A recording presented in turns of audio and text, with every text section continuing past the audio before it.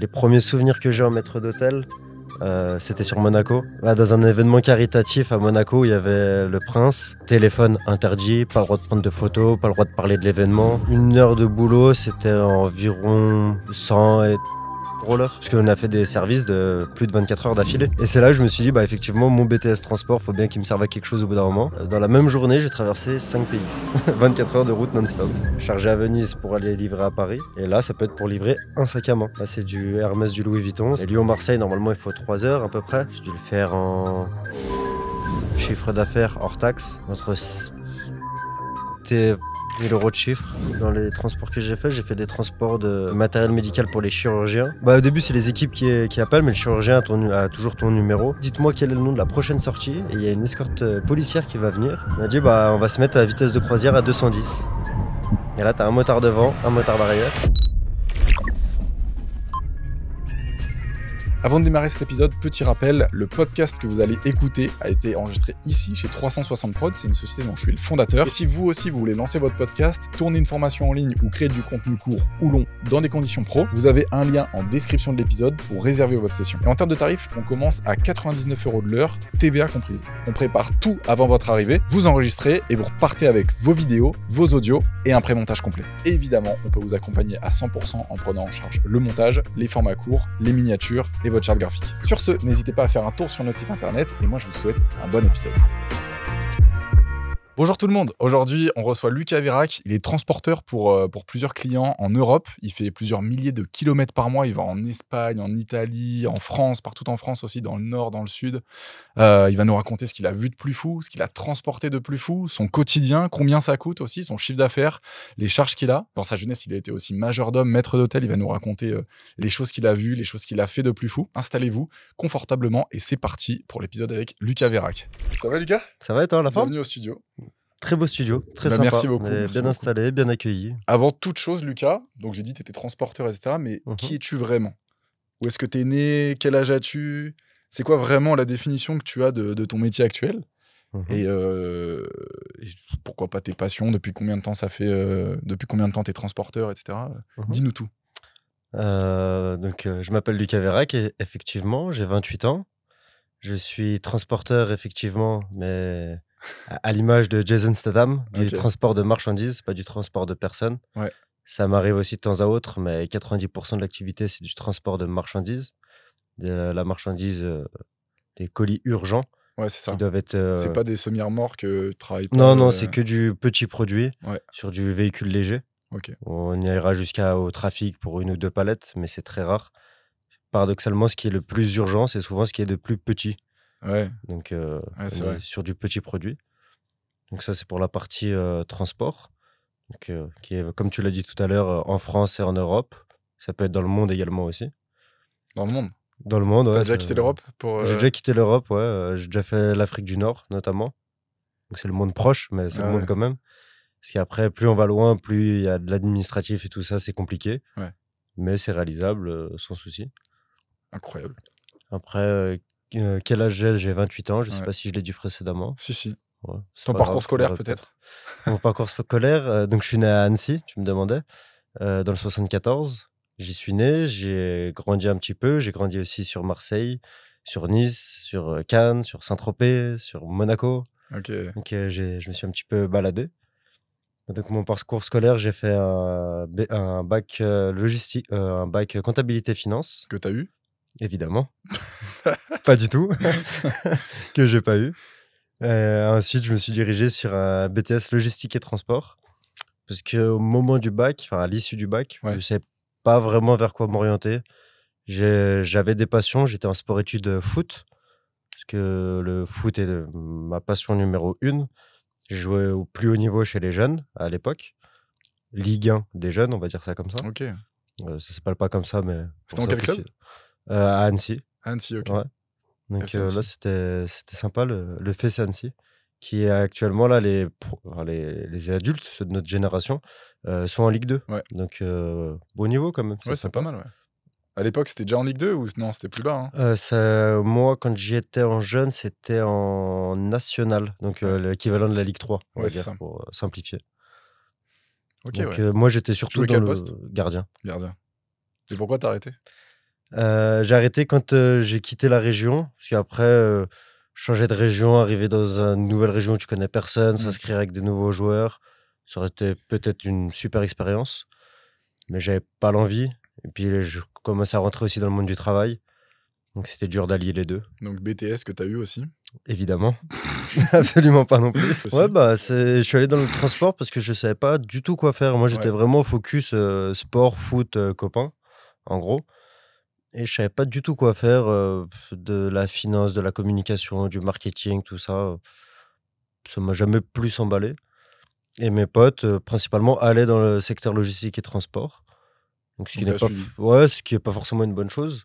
Parce que suivre sans détermination, des fois, c'est pas forcément fou, mais bon. Mais au final, j'ai vraiment apprécié ça. J'ai fait mon BTS donc, sur 2 ans donc, dans la logistique. Je travaillais à l'hôpital militaire à Marseille.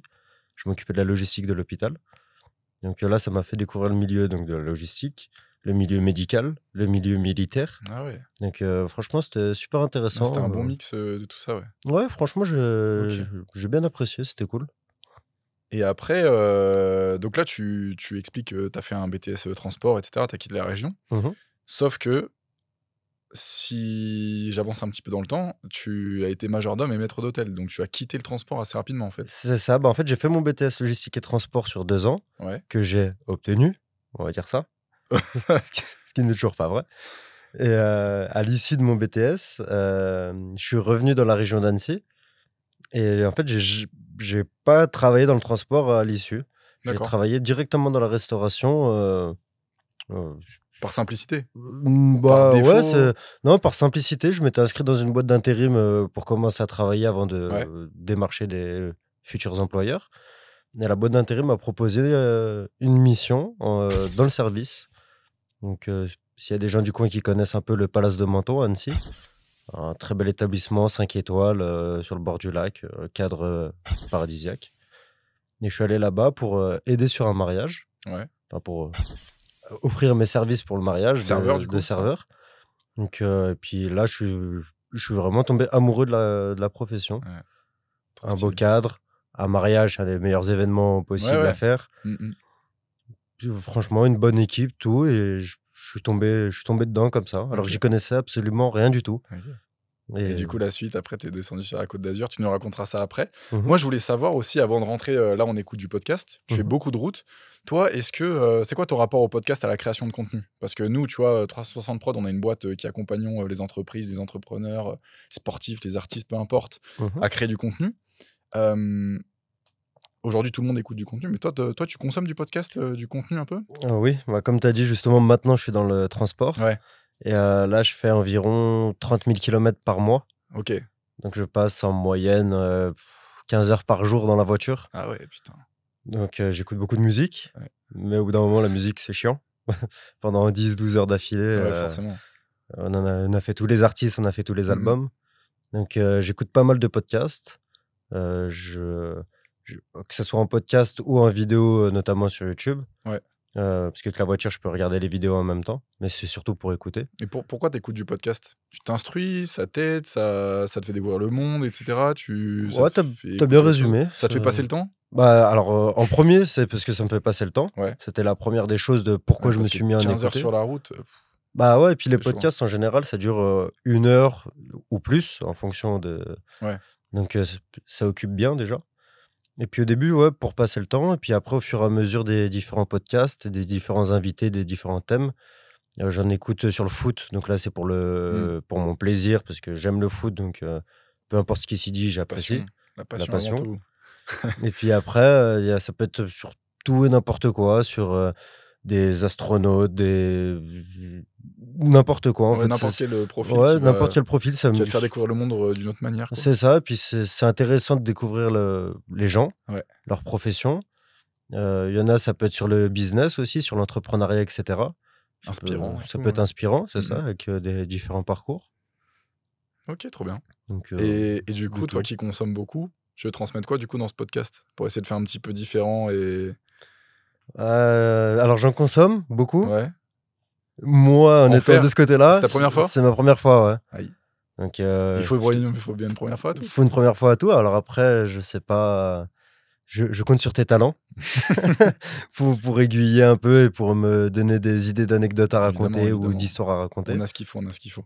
Mais sinon, je suis là pour partager mon vécu, mon expérience. Ok, Si ça peut en aider quelques-uns, en inspirer quelques-uns, évidemment. ça sera la meilleure chose. Ça va être trop bien. J'ai trop hâte là. Il y a plein de choses là. Tu vois, par exemple, on va commencer par ton business, parcours un peu entrepreneurial. Mhm. On va remonter un peu dans le temps. Ouais.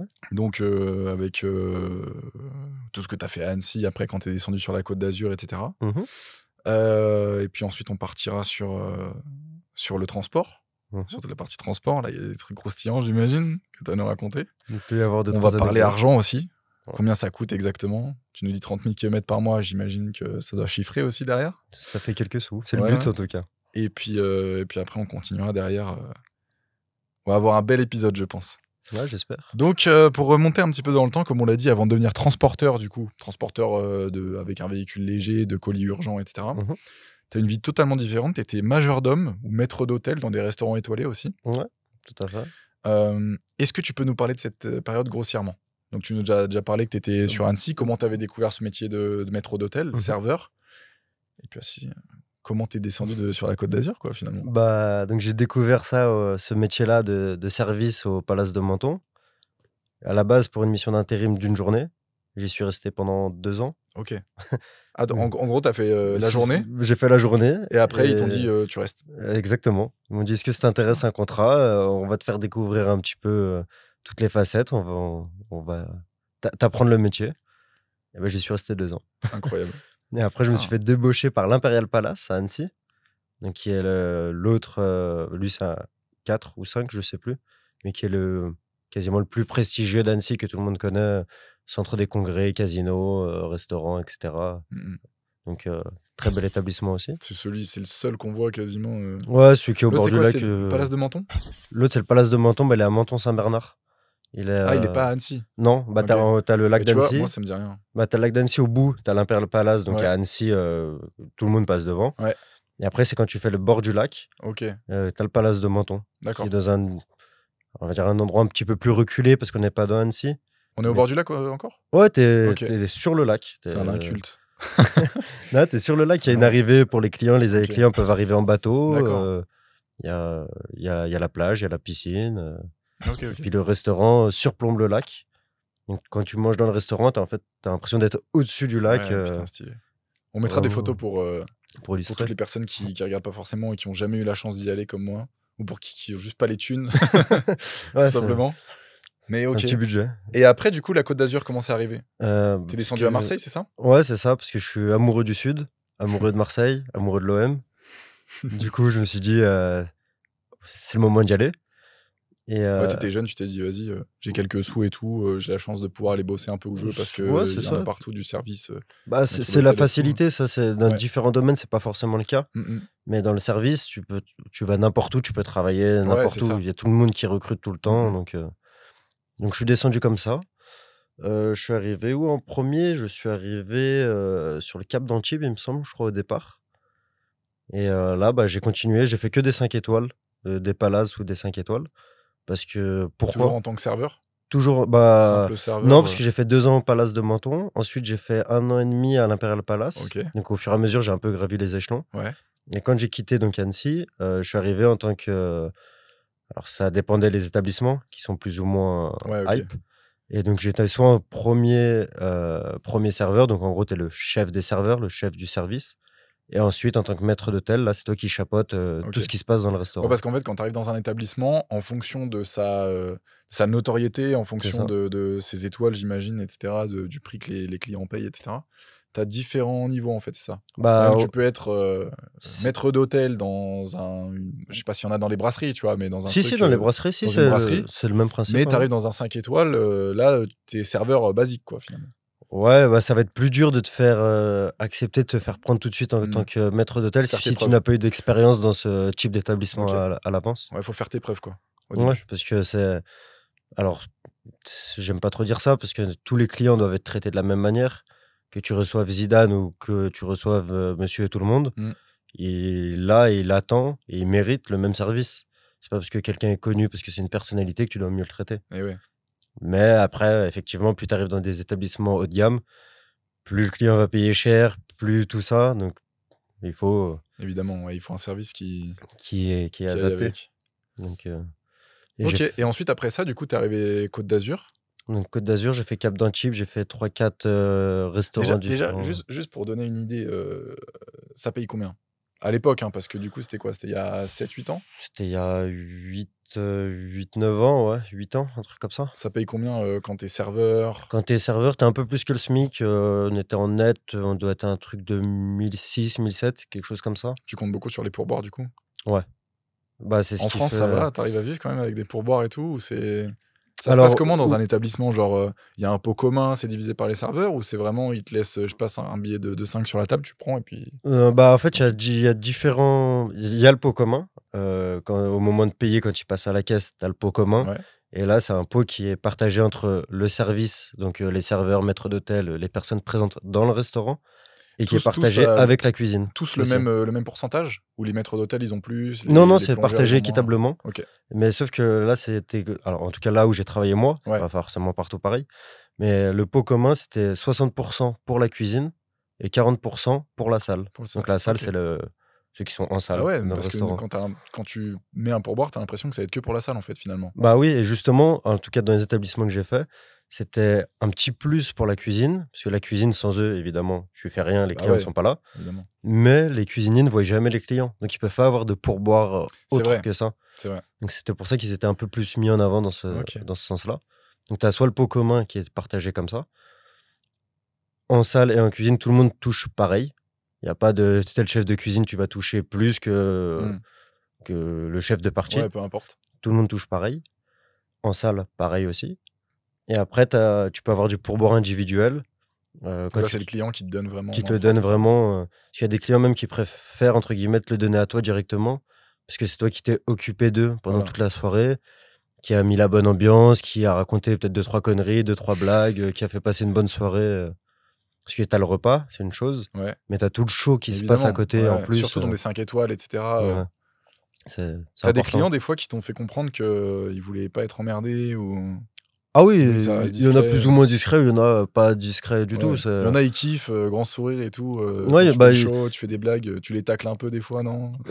Non, tu les tagues pas, mais tu Ouais. fais des blagues, Ok. tu peux raconter 2-3 petites conneries, tout en restant cordial et en restant dans Évidemment. le cadre, évidemment. Et après, tu le vois, par exemple, un couple ou je sais pas, un repas de famille, tu vois ceux qui veulent pas être dérangés, qui veulent leurs assiettes, leurs plats, un bon service, etc. Mais ils seront pas là pour faire copain-copain et pas là pour discuter. Ok, ok. Mais c'est pas plus mal aussi, des fois. D'accord. Moi, c'est quelque chose que j'aimais bien, ça, avec les équipes. On aimait Rester bien. discret, un peu militaire, quoi. Bah, On les reste deux. discret et notre but, c'est de faire le moins de vagues possible et juste que le client ait l'impression que c'est transparent, quoi. Ils Bah, reçoivent c'est ça, leur on plat, aimait bien ils les mangent, deux. ils Soit on a l'impression d'être un fantôme, on leur rapporte les plats. Des fois, ils savent même pas qu'on vient, on glisse l'assiette et Ouais. ils continuent leur repas. Donc, c'est sympa. Et on aime bien aussi mettre notre petite pierre à l'édifice et leur faire passer une bonne soirée comme ça. Ouais, je vois. Bref, du coup, parenthèse sur l'argent, enfin sur les pourboires clos. Du coup, ensuite, après, t'es arrivé à Cap d'Antibes, c'est ça? Et Cap d'Antibes, ouais, T'as c'est gravi ça. les échelons aussi ou ça s'est passé Ouais, comment? si, j'ai gravi les échelons. Bah, j'ai fait un premier, un deuxième établissement dans le sud, Mhm. donc au Cap d'Antibes, en tant que premier serveur. Donc là, tu es en dessous du maître d'hôtel, mais tu es au-dessus des Des serveurs. serveurs, ouais. T'es la C'est quoi jonction la entre les différence deux. entre premier serveur et maître d'hôtel? Premier serveur, on va dire, tu es responsable des serveurs et tu vas faire la jonction entre le maître d'hôtel, le chef de cuisine et ce qui se passe en salle. Chef Parce de que cuisine, c'est ouais, c'est le chef. Le oui, chef, ok, oui, le chef, le chef. chef cuisinier, quoi. Ok. Etchebest, Ouais, par exemple. Ok, ok. Et parce que si tout le monde se met à parler avec tout le monde et à prendre les consignes de tout le monde, tu t'en sors plus. Après, Il faut une hiérarchie bien définie, ouais, etc. après, tout le monde peut discuter avec tout le monde, etc. Mais sinon, ça fait vite poulailler.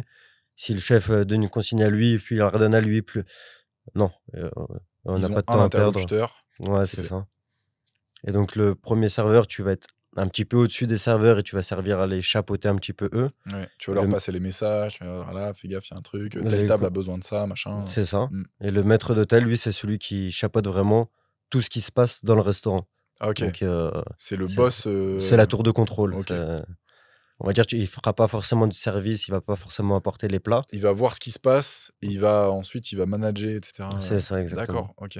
Donc c'est Il y a une hiérarchie et c'est comme tout. Comme pour les sommeliers, par exemple, D'accord. aussi. Il y aura le chef sommelier, les sommeliers. Sommelier, entre guillemets, simple, qui va venir pour te faire le service du vin, qui va t'en parler un petit peu. Mmh. Et t'as le chef sommelier qui connaît toute l'histoire Voilà, de tout. Ouais. Donc, de tout. de tout. Ok, du coup, toi, tu as gravé les échelons Petit à petit, comme ça, jusqu'à en devenir donc maître d'hôtel ensuite à mon tour. Waouh. Donc là, je l'ai fait donc, sur Cannes, sur Saint-Tropez, dans des établissements, donc dans des restaurants. Et après, j'ai été débauché pour le faire sur Monaco, Saint-Jean-Cap-Ferrat. D'accord. Et là, tu montes d'un niveau en termes de luxe et de notoriété.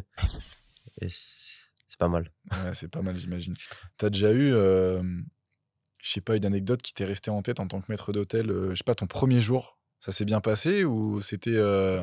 Premier jour que je suis en train de chercher. Non, j'ai pas forcément. Ça s'est toujours plutôt bien passé dans l'ensemble. Il y a toujours des trois petites galères comme tout le monde.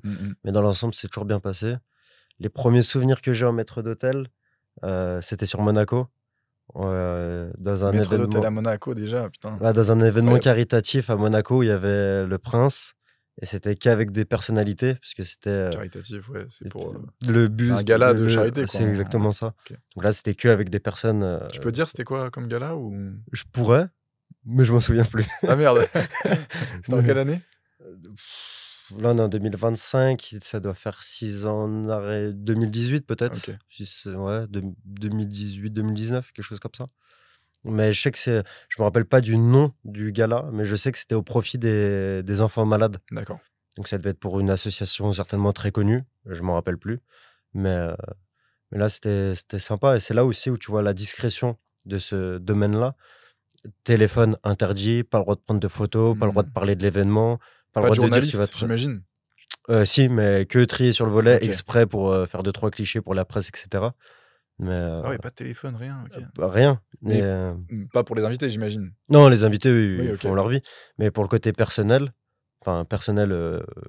les employés, ceux qui travaillent, t'as pas le droit d'en parler à l'avance que tu vas faire partie de cet événement-là. Comment ils vérifient ça? Comment ils vérifient que t'as pas ton téléphone, que t'as pas... Ah bah t'es Maintenant, fouillé, tout simplement. T'es fouillé? Ouais, ok. ça arrive à l'entrée. Quand Grosse t'arrives à fouille, l'entrée. j'imagine, c'est pas... la va-vite. Non, ça va, mais quand tu arrives à l'entrée, tu arrives avec ta tenue civile, tes habits de tous les jours. Tu as ta tenue après en costume, parce qu'on travaille qu'en costume. Ouais. Tu as ton costume, et après, avant d'arriver sur scène, on va dire, tu as les agents de sécurité qui sont de partout, parce que là, tu que avec des grosses personnalités. Ouais, donc là, même... Et là, tu as le droit à rien, pas le droit aux montres connectées, pas le droit aux tablettes, pas le droit au téléphone, pas le droit lunettes. ouais, lunettes avec les maintenant, caméras. les lunettes qui filment l'état et tout. Là. Rien de tout ça. Rien. Faut que les images qui sortent de cet événement soient les images qui ont été choisies. Les plus propres possibles, etc. Ok. Et puis, il faut pas que, je sais pas, sur un moment où tu filmes, alors que t'as pas le droit, faut pas que ça mette en péril un invité, faut pas que tu voies une mauvaise action, faut pas qu'il y ait de vagues, quoi. Ouais, donc grosse discrétion. Et du coup, là-dessus, toi, tu étais maître d'hôtel dans cet événement. C'est ça. Là, on était... Combien de serveurs mémoire, on était 4 ou 5 mètres d'hôtel, parce qu'il y avait énormément de monde. Oui, d'accord. Et comment tu fais du coup avec 4-5 mètres? T'as un mec encore au-dessus? Non, en fait, on est tous au même niveau, là, les maîtres d'hôtel, mais on se partageait en fait la salle. Parce qu'il y avait, je sais plus, mais de tête, je vais te dire une bêtise, hein, mais il y avait peut-être 70 tables, avec une quinzaine d'invités par table, c'était des tables rondes. Ouais. Donc ça commence à faire plus de 500 personnes. Ouais, ça devait être un truc à 700-800 personnes. Ok. Et du coup, là, pour que tout soit justement carré, que tout se passe bien, les maîtres d'hôtel, on devait être 4 ou 5. On se partageait une certaine zone, certain nombre d'invités. Parce que tu peux pas gérer 700 personnes tout seul, enfin 700 invités. Sachant qu'il y a quasiment, c'est presque ça le ratio, c'est un invité, un employé. Ah oui, d'accord. Parce que quand on fait le service à table, par exemple. Ça doit coûter une blinde alors, un événement comme ça. Ah ouais. Je sais pas combien coûte l'événement, mais... Je sais à peu près combien coûte pour les employés, tout ça. Ouais. Ouais, ça c'est des... C'est combien une soirée? Et là, du coup, c'est quoi? T'as été appelé parce que du coup, t'es été embauché par une boîte? Ouais, là, c'était... comment il s'appelait? Ouais, c'est une ça boîte va peut-être me revenir. Qui s'occupe d'événements sur Monaco. C'est ça, et qui, eux, ont un carnet d'adresses avec des maîtres d'hôtel, donc qui peuvent travailler, qui peuvent avoir un... C'était à ton compte, en fait? Ou c'était... À ce moment-là, je travaillais dans un établissement, dans un restaurant. Okay. Mais eux, ils ont une liste de maîtres d'hôtel qui soit travaillent à leur compte. Là, tu travailles beaucoup avec des traiteurs, tu es en lien avec des traiteurs, ou qui sont juste connus et reconnus pour leur travail, même s'ils travaillent dans des établissements, Ils peuvent être et amenés qui à être peuvent être appelés. appelés de manière ponctuelle Ok, pour des événements comme ça. ok, d'accord. Et donc, moi, c'était mon cas, j'étais salarié et j'ai été débauché comme ça parce que je sais pas de où, je sais pas de comment. Ouais, t'as un gars, il est venu dans le resto. Non, et bah où ouais, tu je crois. travaillais, il s'est dit putain, J'ai reçu un coup de fil un jour sur mon téléphone. Oui, bonjour. incroyable. Donc, vraiment Ok, comme ça. Et après, de là, du coup, je me suis mis à mon compte en tant que maître d'hôtel pour les événements, parce que dans le sud, il y a des mariages et des événements festifs tout le temps. Mm. Et donc là, donc là, j'étais à mon compte. Comme ça, j'étais répertorié sur des listes où il y a des maîtres d'hôtel avec une classification, entre guillemets, d'accord. plus ou moins d'expérience, plus ou moins de qualité, etc. Et là, tu travailles beaucoup avec les traiteurs. J'ai fait un nombre incalculable de mariages, de bar mitzvah, Ah ouais. d'enterrement, de vie de jeune Dès que tu t'es fille. mis à ton compte, Ouais, directement. t'as trouvé de la clientèle directe. Direct. Tu J'ai pas travaillais trouvé quoi? la clientèle, c'est la clientèle qui m'a trouvé C'est directement. ouf ça. Donc, Parce que t'étais sur des listes de maîtres d'hôtel en fait. c'est ça, tout à fait. Ouais. Moi, jamais à mon mariage, je me suis dit, tiens, il faut que j'invite un maître d'hôtel. Tu vois, je me dis juste Non, parce traiteur. en général, c'est tu vas appeler le traiteur. Et le traiteur, tu vas lui Ah oui, demander, ok. je sais pas, un mariage de 200 invités, il faut à manger, à boire, etc. Mais sauf que le traiteur, lui, s'occupe de la partie Bouffe. alimentaire, Ouais. bouffe, à manger et à boire. Et lui, il s'occupe de ramener la marchandise. Mais il s'occupe pas de faire le service. Parce que déjà, Oui, évidemment. s'occuper de cette partie-là, c'est déjà Ouais, pas puis mal. après, il faut qu'il paye les gens, les gérer, machin. Donc, Donc, c'est il délègue souvent, cette partie-là en fait. La c'est partie souvent du les service. traiteurs, plus t'es connu, plus t'es un gros traiteur, qui, eux, ont les listes des maîtres d'hôtel. Ouais, ok. Et là, le traiteur va t'appeler, va te dire samedi prochain, il y a un mariage de 300 personnes. Il y a tant de tables, il y a ça qui est prévu en repas, en boisson. Viens avec ton équipe. Et Viens toi, avec t'avais ton toujours équipe. les mêmes titulaires. Ouais, il y a les titulaires, il y a 2-3 remplaçants toujours. Ok, Mais j'avais mon équipe type, ouais. ok. Équipe type. Ok, Et, ok. mais ça, c'était Ouais. sympa parce que là, tu vois. Et là, t'as vadrouillé partout sur la Côte d'Azur. Tu faisais aussi Ouais. sur Annecy ou tu restais sur la Côte d'Azur? Non, non, j'ai fait que dans le sud. Ok. Parce que là, égoïstement, c'est pour moi. Parce que je voulais travailler au bord de la mer. Il D'accord. fait beau, il fait chaud. Ouais, bah forcément. Je travaille t'as que raison. dans des Tu te endroits déplaces incroyables. moins. Non, parce que je D'un faisais week-end sur l'autre, tu vas pas faire venir ton équipe dans toute la Euh, France. Ah oui, dans toute la France, ouais, non, ce Ouais, serait ouais. compliqué. C'est faisable, mais c'est compliqué. Ou Là, même on plus est- au nord, tu vois. Là, on était de Monaco. Marseille, on en a fait 2-3, mais on était de Monaco à Cannes, en gros, pour la zone géographique. Ok. Mais ça arrivait que des fois, le vendredi, on soit à Cannes, le samedi, on soit à Monaco, le dimanche, on revienne à Nice. Ah ouais. Donc, on pouvait bouger quand même pas Ok. mal. Et du coup, c'est comme ça que tu rentres dans l'entrepreneuriat. Parce Ouais, c'est que ça. même si t'étais quoi, micro-entreprise, J'étais un micro, ouais, c'est ça, ouais, Ok. tout à fait. c'est beaucoup plus rémunérateur ou au bout Ouais. d'un moment, Bah, c'est parce t'atteins que des c'est toi limites? c'est toi qui fais tes prix. Bon, après, c'est comme tout, si tu fais des prix exorbitants, tu n'auras pas de travail et personne ne voudra payer. Mais là, tu es à ton propre compte. Donc, c'est à toi de bien évaluer la chose. Mais là, à la différence du salariat, c'est que tes heures, c'est toi qui choisis ton taux horaire. C'est toi qui rémunère aussi ton équipe, forcément. Ouais, c'est pour Mm. ça. Au début, les premières fois, tu Ouais. savais exactement le tarif ou Non, la première t'as fois, tu perdu fais de la merde. thune? Ouais, T'as perdu de la thune bah au oui. début. Ah, je te dis une bêtise, tu aurais dû facturer au client 1500 € la soirée. Je te Ouais. dis une bêtise. Ouais, ouais. C'est Et beaucoup toi, plus, j'imagine. bah, ça dépend des événements, et ça dépend le temps Oui. le temps passé en fait. Mhm. Mais des fois, parce qu'on a fait des services de plus de 24 heures d'affilée. Ah ouais. Parce que des fois, on était conviés sur des événements, sur des mariages par exemple, qui se passent samedi, dimanche. Mais il faut que tu sois là au petit déjeuner, au repas du midi, au repas du soir, dans l'entre-deux entre le midi et le soir. Tu te Tu reposes dors quasiment pas en fait. vite fait la nuit parce que tu te remets en place pour le lendemain matin. Bah ouais. Et puis entre les couches très tard et les lèves très tôt, faut que tu sois là. Quand le dernier se couche, faut que tu sois là. Il faut que quand Toi, le en tout premier cas. se lève. Après, ton équipe Ouais, aussi. au moins moi, en Ouais, tout ouais. cas, ouais. Donc des fois, Ah ouais, incroyable. tu dors 2 heures. Tu m'enverras des photos de cette époque si t'en as. Parce Ouais, que, je dois du coup, en vu que t'as fait avoir. des événements où il n'y avait pas de téléphone. Bon, Bah j'imagine. après, même dans ces événements-là, en général, tu prends pas trop de Non. photos. Parce que T'es pris par le temps et puis Bah ouais, puis même. t'es plus concentré sur ton job, quoi. Et puis. Comment dire ça? C'est pas utile pour toi, quoi, de prendre des photos. Bah, ouais, si. Je suis en train de chercher les mots, je les trouve pas. Mais t'es pas là pour ça, en fait. Oui, oui, c'est ça. Il y a des photographes qui sont là pour ça. Il y a Oui, du évidemment. monde qui est là pour tout. Donc, puis toi, pendant que tu es dans ton service, tu vas pas sortir ton portable comme ça. Évidemment. Et ça se fait pas. Il y a les droits à l'image, il y a le respect de la personne, la discrétion des invités.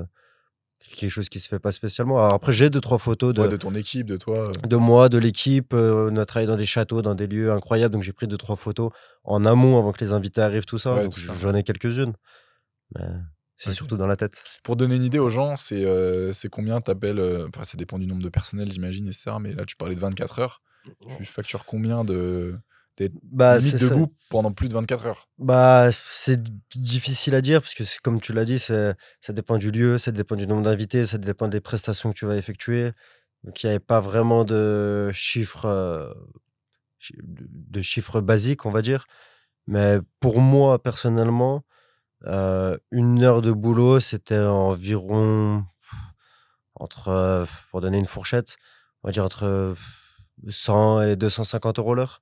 Juste pour toi? Juste Ok. moi, ma personne, sans compter tout ce qu'il y a Tout le autour. personnel, etc. Ouais, Ouais. forcément. Puis, Ok, trop intéressant. Et du coup, ouais, t'as fait ça pendant combien de temps? à mon compte, Bah, à ton comme ça. compte. Bah, la restauration, j'ai fait ça pendant, on va dire, entre la première fois au Palace de Menton et mon dernier jour, j'ai dû faire ça pendant 5 ans à peu près. Ok. Mais j'ai arrêté Jusqu'en parce que 2019-2020? jusqu'en 2000, non, parce que pendant le Covid, je le faisais encore. D'accord. Covid, c'était quoi, 2020? 2020. 2020? 2020. Parce que moi, j'ai pas été vacciné pour le Covid. Ah. Je me prenais le coton-tige tous les 2 jours dans le nez. Ok. C'est à l'époque. Ouais. Et du coup, t'as arrêté Mais parce que beaucoup moins d'événements ou non, juste. Qu'est-ce qui t'a poussé vers le transport? bah, en fait, ce qui m'a poussé, alors pas forcément vers le transport, mais ce qui m'a poussé à arrêter la restauration, c'est vraiment quelque chose que j'aimais et que j'aime encore. Mais bon, après, on pourrait dire avec le transport, voilà. Mais j'étais sur une moyenne de entre 16 et 19 heures par jour de travail. Donc Donc, au bout après, d'un moment, tu t'es dit. bah après t'as plus de vie de perso. Pendant combien de temps t'as vraiment fait ce rythme-là? Parce que j'imagine quand t'étais salarié, bah, t'étais à 35 heures ou peut-être non, si, t'étais Non, la plus, restauration, tu fais des grosses heures plus quand que même. 35 heures, mais quand Bah, t'étais à ton compte, ça devait exploser les compteurs, j'imagine. moi, quand j'étais à mon compte, ouais, j'étais à 18 heures par jour pendant 3 ans Vraiment, mais- peut-être. Ah Tous ouais. les jours. Parce que là, il n'y a pas de lundi, mardi, de vacances, pas vacances. C'est tout le temps. Bah oui, Tout le temps. Même des fois, tu vas avoir des événements en pleine semaine comme ça. Ouais, parce que tu es dans le sud. Hmm. Il fait beau, il fait chaud. Hiver, t'as eu du travail aussi? L'hiver, il y a du travail aussi, ouais. Ça L'hiv- bosse tout le temps, quoi. L'hiver, bah, j'avais fait une saison à Courchevel. Donc, rien à voir avec le sud pour le coup. Mais à Courchevel, Bah, si, c'était niveau, pour. niveau Ouais, richesse, ouais, niveau richesse, niveau luxe, je oui. pense que t'avais de quoi Mais faire. c'est Mais... parce que je me suis dit, tiens, j'ai envie de découvrir un peu ce que ça donne le travail en Ok. montagne. Ouais. Puis ça te rappelait ta région natale aussi. Donc. Ouais, puis non, c'était sympa. Après, moi, je suis un mec, je déteste le froid. Donc, c'était Ah pas ouais? facile. En même temps, si t'étais dans le sud, ouais, c'est sûr. Je skie pas, j'aime pas la neige. Ah ouais? Mais je me suis dit, il faut que je fasse au moins une saison quand même. Et ça t'a plu ou pas? Ouais, franchement, c'était Ok. sympa. Parce que j'aime pas la neige, mais au final, t'as pas le temps d'aller skier, t'as pas le temps d'aller te promener. Tu bosses. Mais c'est un cadre qui change. J'aime pas la neige parce que c'est froid, mais visuellement, ça fait carte postale, c'est Bah ouais, c'est magnifique. beau. C'est des vachement cadres beau. incroyables. Puis Courchevel, je sais pas si tu y es déjà allé. Ouais, si.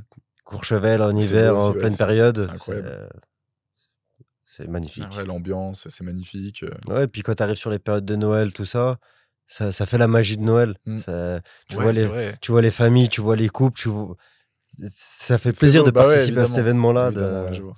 Et du coup, tu faisais trop d'heures là pendant cette période. Ouais, et puis bah là, Du coup, pas de vie perso, pas de vie de couple, pas de vie. Non, Puis tu en peux fait, pas. quand tu arrêtes de travailler, c'est tu dors. Travail. Ouais, c'est ça. Travail, mais bah ouais, pas de vie sociale, rien du tout. Bah, alors paradoxalement, si, de la vie sociale, mais professionnelle. Voilà, c'est ça. Qu'avec les collègues ou avec les clients. Mm, mm. Très sympa, hein, au demeurant, mais tu te mets de côté, tu t'oublies. Après, tu manges très bien parce que tu manges là où tu travailles. Évidemment. Donc, tu manges super bien. Si tu bois, tu peux boire super bien aussi. Mais tu n'as plus de vie perso. Une fois que tu coupes le travail, tu rentres chez toi, tu dors, tu Ouais, te tu réveilles, dors. tu retournes au Bah ouais, travail. c'est ça. Tu- T'enchaînes tes comme un potes, robot. tes potes, c'est ceux du travail. Ouais, c'est ça. Ta copine, ton copain, je parle dans l'amour. Mm, mm. Ça va être, tu vas le rencontrer au travail, tu vas passer ton temps avec. Il n'y a pas de. J'ai eu plusieurs appartements à Grasse, à Nice, à Cannes. Mes appartements, ils étaient tout le temps nickel parce que j'y étais pas. Bah Euh, ouais. Du coup, t'achetais rien, tu faisais. En fait, ouais, c'est ça. Zéro dépense, parce que Mhm. t'as pas le temps, en fait. Ouais, c'est ça. Donc tu gagnes Tes seules bien. dépenses, c'est Et tes charges. c'est l'essence. C'est ça, ouais, c'est ça. C'est limite que l'essence, on va dire. Ouais. Parce que le reste du temps, t'es logé. Voilà. Mais t'es nourri, t'es blanchi, parce qu'en général, t'as tes tenues à toi, mais tu vas tout au pressing. Donc, si, voilà, le pressing et l'essence, c'était C'est les tout. principales dépenses. Et encore, tu veux passer en charge pro ou un truc comme ça. Évidemment. Évidemment. Ok. Et du coup, transport direct, parce que tu te dis, bah, j'ai fait un BTS transport logistique, faut peut-être qu'il me serve à quelque chose. Non, c'est parce qu'après, donc j'étais dans le sud, j'étais en couple. Et après, par amour, des fois, on fait des choses bien, des fois, des choses moins bien. Pour l'avenir, au final, ça aurait été bien. Ma copine était originaire de Lyon, donc elle avait ses parents sur Lyon. Et ça faisait quelques années qu'elle était avec moi dans le sud. Et elle voulait revenir dans sa région, donc lyonnaise. Mhm. Et elle m'a dit, ah, viens, on va emménager à Lyon, machin. Ville que j'aime pas. La ville est sympa, mais footballistiquement ou bah, la ville est vraiment, sympa, mais je trouve pas qu'il y a 10 000 choses à faire. Ok. En tout cas, moi, personnellement. Et après, t'es un fervent supporter de l'OM. Évidemment, je déteste l'OL. Ouais, forcément. Donc, mais je lui ai dit, ouais, tu veux, allons-y, ça me fera couper la restauration et je Voilà. retrouverai un boulot normal, entre guillemets. On pourra passer plus de temps ensemble, etc. Donc, c'est pour ça que je suis venu sur Lyon. Et là, sur Lyon, j'ai été on a essayé de me débaucher dans le monde de la restauration parce que je commençais à avoir un petit CV pas mal. Mais je voulais pas, parce que c'était pas un cadre qui m'intéressait Ouais, voilà. pour travailler dans la restauration. Je voulais avoir la vue sur la mer et Lyon, il n'y a pas la mer. Ouais, il n'y a pas trop le soleil non plus. Ok. Enfin, moins que. Et du coup. Et c'est là que je me suis dit, bah, effectivement, mon BTS transport, faut bien qu'il me serve à quelque chose au bout d'un moment. Ok. Je veux pas travailler dans la restauration à Lyon, donc je vais aller travailler dans le transport. C'est là où j'ai des diplômes sur le papier. C'est là où j'ai les diplômes, donc c'est plus facile pour trouver l'emploi. Et du coup, voilà, t'es parti là-dedans. À ton C'est compte ça. directement. Non. J'ai été au début salarié dans une société de transport qui s'appelle Globe Express, qui est dans toute la France. Donc là, j'étais au bureau. Première fois de ma vie que je travaille dans un bureau, assis toute la journée. Et en fait, là, c'est des clients. Donc, ils ont un énorme carnet d'adresses de clients. Et les clients t'appellent en te demandant de mettre en place des transports, charger de la marchandise à tel endroit pour livrer à tel endroit, tel type de marchandise, tel volume, tel poids, etc. Et là, on avait un carnet de transporteurs pour justement effectuer toutes ces prestations. Ok. Et là, pour donner une idée, on faisait peut-être une centaine de courses par jour. Donc, il faut beaucoup de monde. C'est partout en France ou c'était que sur Lyon? C'était principalement au départ de Lyon, région lyonnaise en tout cas, pour aller livrer là dans toute la France. Ok. Ça pouvait être de la locale à 5 km ou ça pouvait être au fin fond de l'Europe. Ok. Donc, j'ai D'accord. fait ça pendant 1 an et demi, je crois, dans cette Et société. après, quand tu as vu ce que ça pouvait générer et les tarifs des transports, tu t'es dit pourquoi pas moi, non? Bah oui et non. Il y a ça, parce que je voyais les prix de vente, je voyais les prix d'achat, parce que je vendais aux clients, mais T'étais j'achetais choqué aux transporteurs. de savoir combien ça coûtait du transport? Ou pas? Ou t'étais Non, parce que par j'avais rapport à pas tes études et tout? d'idée de base, donc j'étais pas spécialement choqué. Mais j'étais plus choqué de voir certains clients quel transport ils mettaient en place. Il y a des clients qui mettaient en place des transports de 1 km. Parce que alors qu'il pourrait le faire lui-même, tu vois? Parce que pas le temps, parce que pas l'envie, parce que en fonction des fois c'était des grosses marchandises, donc il faut des véhicules adéquats. Ouais. Mais des fois, de transporter l'équivalent d'une boîte à chaussures en termes de volume à 1 km, tu prends ta voiture, ça met 5 minutes aller, 5 minutes retour. Pas le temps, pas Tu le l'envie. vendais combien, ça? Ça, c'est ce qu'on appelle des prix locaux, enfin, du local. Ouais. Là, on était sur un tarif à 50 €, par exemple. Ce qui est quand même pas mal. 10 Ah minutes, bah 50 balles, c'est bah énorme. oui, c'est clair. Ouais, c'est énorme. Ça Et- fait 300 € de l'heure, c'est Ah ouais, c'est pas mal, ouais. c'est pas mal. Et pour donner un ordre d'idée, quand on est en véhicule léger, après ça dépend que tu sois en voiture, type Kangoo, type Trafic, type Sprinter, type 20 mètres cubes. Ça s'arrête aux 20 mètres cubes. Ok, C'est les camions et caillons pour Ouais. les déménagements. c'est ça, En ouais, gros, ok. pour En tout le dessous, monde. c'est avant les 3,5 tonnes, c'est ça? C'est jusqu'à 3,5 tonnes maximum, c'est D'accord. ça. Et là, tu as différents prix en fonction du véhicule, forcément. Mais là, tu es entre prix client, je parle prix de vente, hors taxe. Tu es entre 70 centimes et 1,10 € le kilomètre. Parce que c'est un truc que tu vends au kilomètre. D'accord. Et tu peux faire un mix entre kilomètres et temps en fonction des destinations. Parce que par exemple, nous qui sommes ici, on peut aller livrer à Gap. Donc Gap, il n'y aura pas beaucoup de kilomètres, genre 150 plus ou moins. Mais par contre, tu mets longtemps, parce que c'est que de la nationale ou de la route Et comme ouais, ça. ok. Et... Donc si tu vends que au kilomètre, tu vas être perdant. Donc il faut faire des fois des mix de D'accord. kilomètres temps. Ok, je vois. Et donc ça, c'était sympa, mais j'ai voulu arrêter. Parce que boulot de bureau, c'était pas fait pour moi. Non. T'avais besoin d'avoir. J'avais besoin de bouger, de faire T'avais quelque jamais chose. fait, ouais, comme tu disais, t'avais jamais été en bureau et tout. Ouais, La puis... paperasse, être au téléphone avec les Ouais. clients, faire des trucs. Ah, le téléphone avec les En fait, clients. t'étais un peu un robot parce que du coup, t'appelais, le gars, ok, Bah, pas de en fait, tu notais les trucs et ensuite t'envoyais un tarif et basta. Bah, c'est ça. Et puis j'avais 3 téléphones pour pouvoir répondre en simultané, Ah ouais, plus sur l'ordinateur avec les demandes par mail. En fait, toute la journée, c'était allô, tac, tu réponds en même temps à un mail, allô, allô, allô. oh là là. Parce que le client t'appelle pour mettre en place la course. Donc, faut que tu... et c'est des devis instantanés. Hein. Ouais. Le client t'appelle, tu as le devis. À la fin de ton coup de fil, tu as le devis, tu as la validation ou non du truc. Ok, et c'était pareil, c'était des colis urgents ou c'était un peu de tout? Il y a du vrai urgent, du très urgent, du tout de suite pour tout de suite. Il y a de l'urgence relative, aujourd'hui pour demain, ou du planifié. Dans 3 jours, j'ai besoin de cette course. La semaine prochaine, j'ai besoin de ça. Ça, c'était plutôt rare. Mais tu passes ton temps au téléphone parce que le client t'appelle. Et ouais. Mais après, une fois que tu raccroches avec le client, il faut que tu appelles le transporteur. Parce que c'est bien beau de dire au client, oui, ça coûtera 300 €. Mais si t'as personne pour faire la course, c'est Compliqué, ouais. compliqué. C'est ça, ouais. Donc il faut que tu t'assures que tu puisses avoir quelqu'un, etc. Et... Donc à chaque coup de fil, c'est un double coup de fil. Faut que Mm. tu l'as dans un sens, dans l'autre. En Mm. général, un troisième au client pour lui dire, bah voilà, le transporteur, parce que ça, c'est des trucs qui sont timés. Donc si le client te demande un enlèvement à 9h, par exemple, Faut pas que tu arrives c'est à 9h. 9h15 ou 9h30, quoi. On est souvent en avance. Moi, si le client me demandait 9h, moi, je précisais au transporteur 8h45 D'accord. pour prévoir le petit Ouais, ok. le petit bouchon du matin, la petite. Et donc ça, c'était bien, mais chiant. Je suis en Au bureau. Mais t'as beaucoup appris, du coup. Parce Bah, que ouais, tu connaissais tous les rouages, en fait, finalement, du transport, etc. Ouais, c'est ça. Transport de marchandises et tout, quoi. Exactement. Et puis, mais au bout d'un an et demi, ça m'a saoulé d'être dans le bureau, de pas bouger en fait. Ouais. Moi, j'aime bien me promener. J'aime bien aller à droite, à gauche tout le temps dans le monde perso. Dès que j'ai l'occasion de bouger, je bouge. D'accord. Et du coup, là, par les transporteurs qui travaillaient pour moi, donc et bah, je me suis fait un peu copain-copain avec eux parce que je les ai toute la journée au téléphone. Et bah, y a un transporteur qui a voulu me recruter, et donc qui m'a recruté pour être chauffeur. Donc je conduisais, je transportais les colis, plus je répondais aux clients au téléphone en même temps, plus je faisais les devis, plus je gérais un peu d'administratif Au volant. rapide. Normal. Ouais, au volant, ouais. C'est Ok.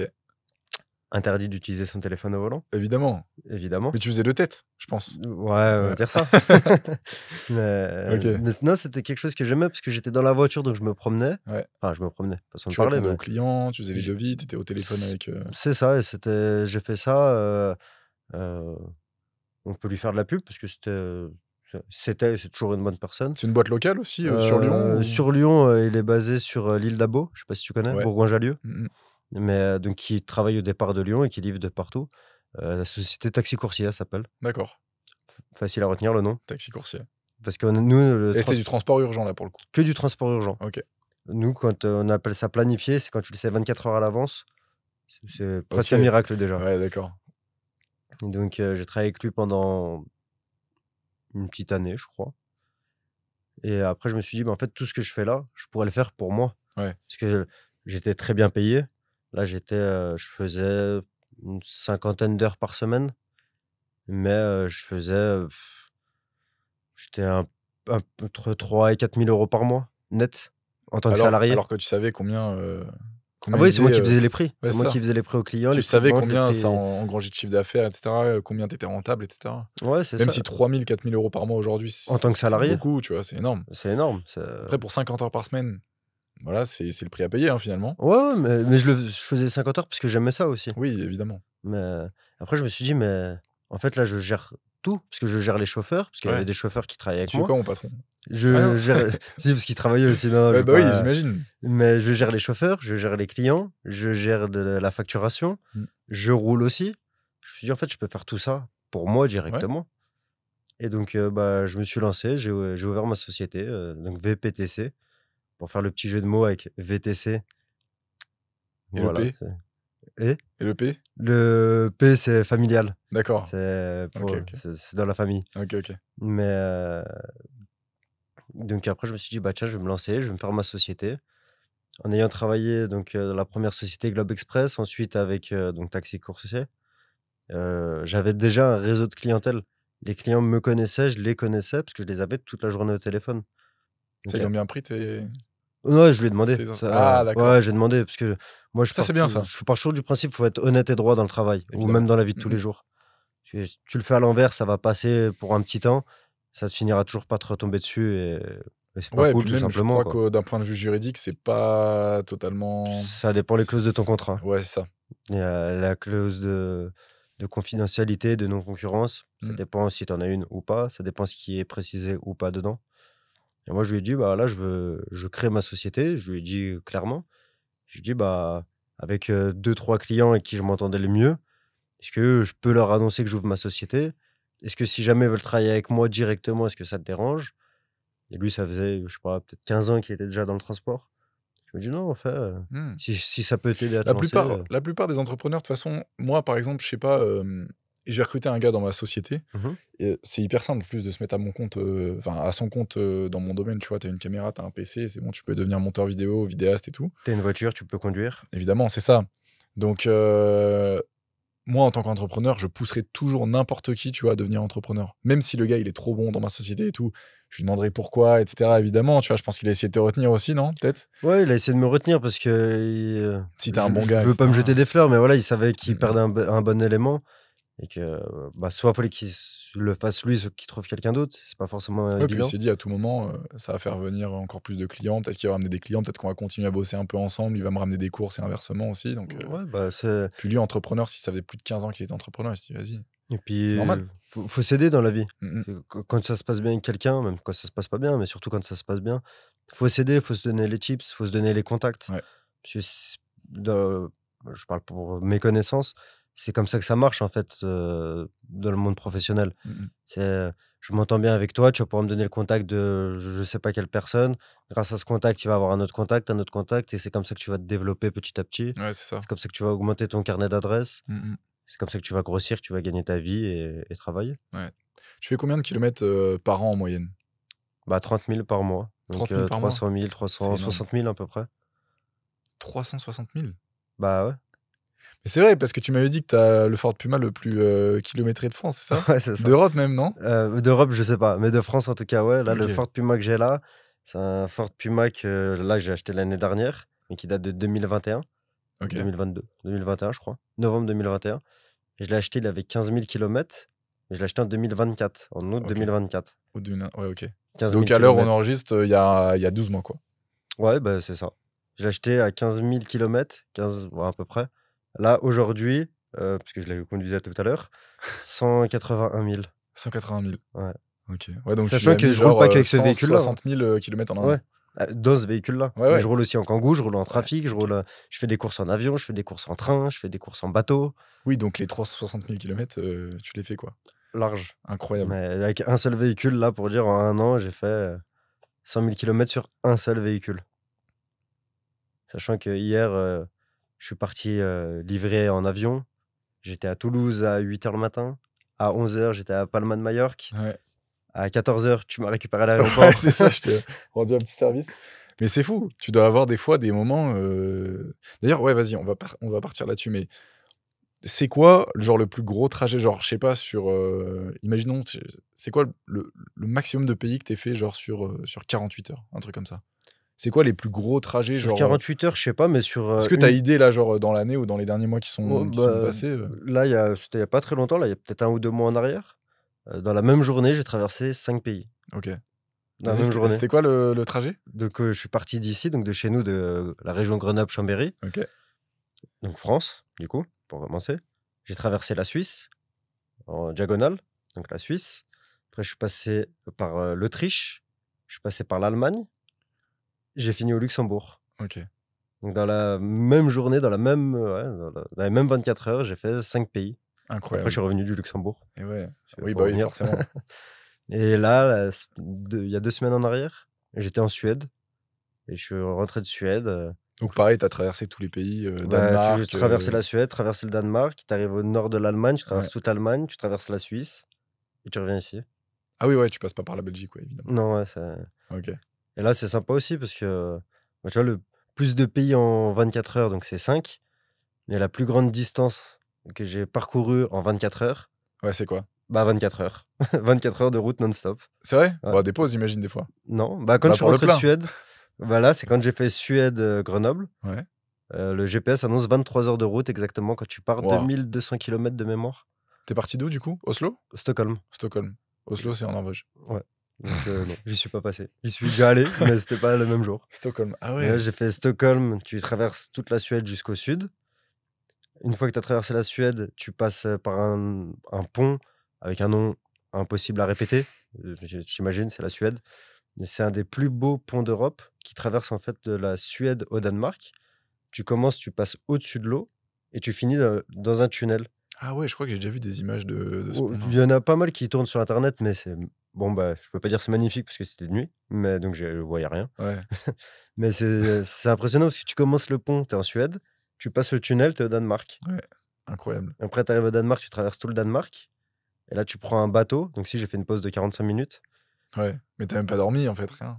Ah, si, j'ai dormi un peu. Ok. Parce que j'avais travaillé avant d'aller en Suède. Ouais, bah oui, t'as pris l'avion ou un truc comme ça. Ouais, non j'y suis allé en avion. Putain. Et je suis redescendu en voiture. J'ai dormi 45 minutes dans le ferry qui traverse du Danemark à l'Allemagne. Et après, quand tu arrives en Allemagne, tu te dis, tu as déjà fait un bon bout de chemin. 13-14 heures de route, je crois. Ouais. Et là, tout droit. Les seules pauses, c'est pour mettre de l'essence. Ok. Donc, Putain. et le plus long trajet sans dormir du tout, 38 C'est dangereux, heures, ça. Hein. 38 ou 39 heures. 39 heures. Mais ça, c'est possible uniquement parce que t'es à ton compte. Oui. Jamais, tu peux pas Bah non, tu payer peux un pas. gars. 39 heures, c'est une inhumain, semaine de travail. c'est inhumain, ouais. Non, mais déjà, c'est une semaine de travail pour un Oui, bah salarié. oui. C'est plus qu'une semaine. Ouais, c'est plus qu'une semaine de travail. Il y a des Waouh. heures sup, alors que moi, c'est Ah, c'est en fou. 2 jours. Et dans toutes ces heures que ça représente combien d'heures d'ailleurs Tu disais que tu faisais à peu près 15-16 heures par jour du coup. Ouais, en moyenne 15-16 En heures fait, t'as par jour. quitté la restauration parce que t'avais un rythme trop élevé.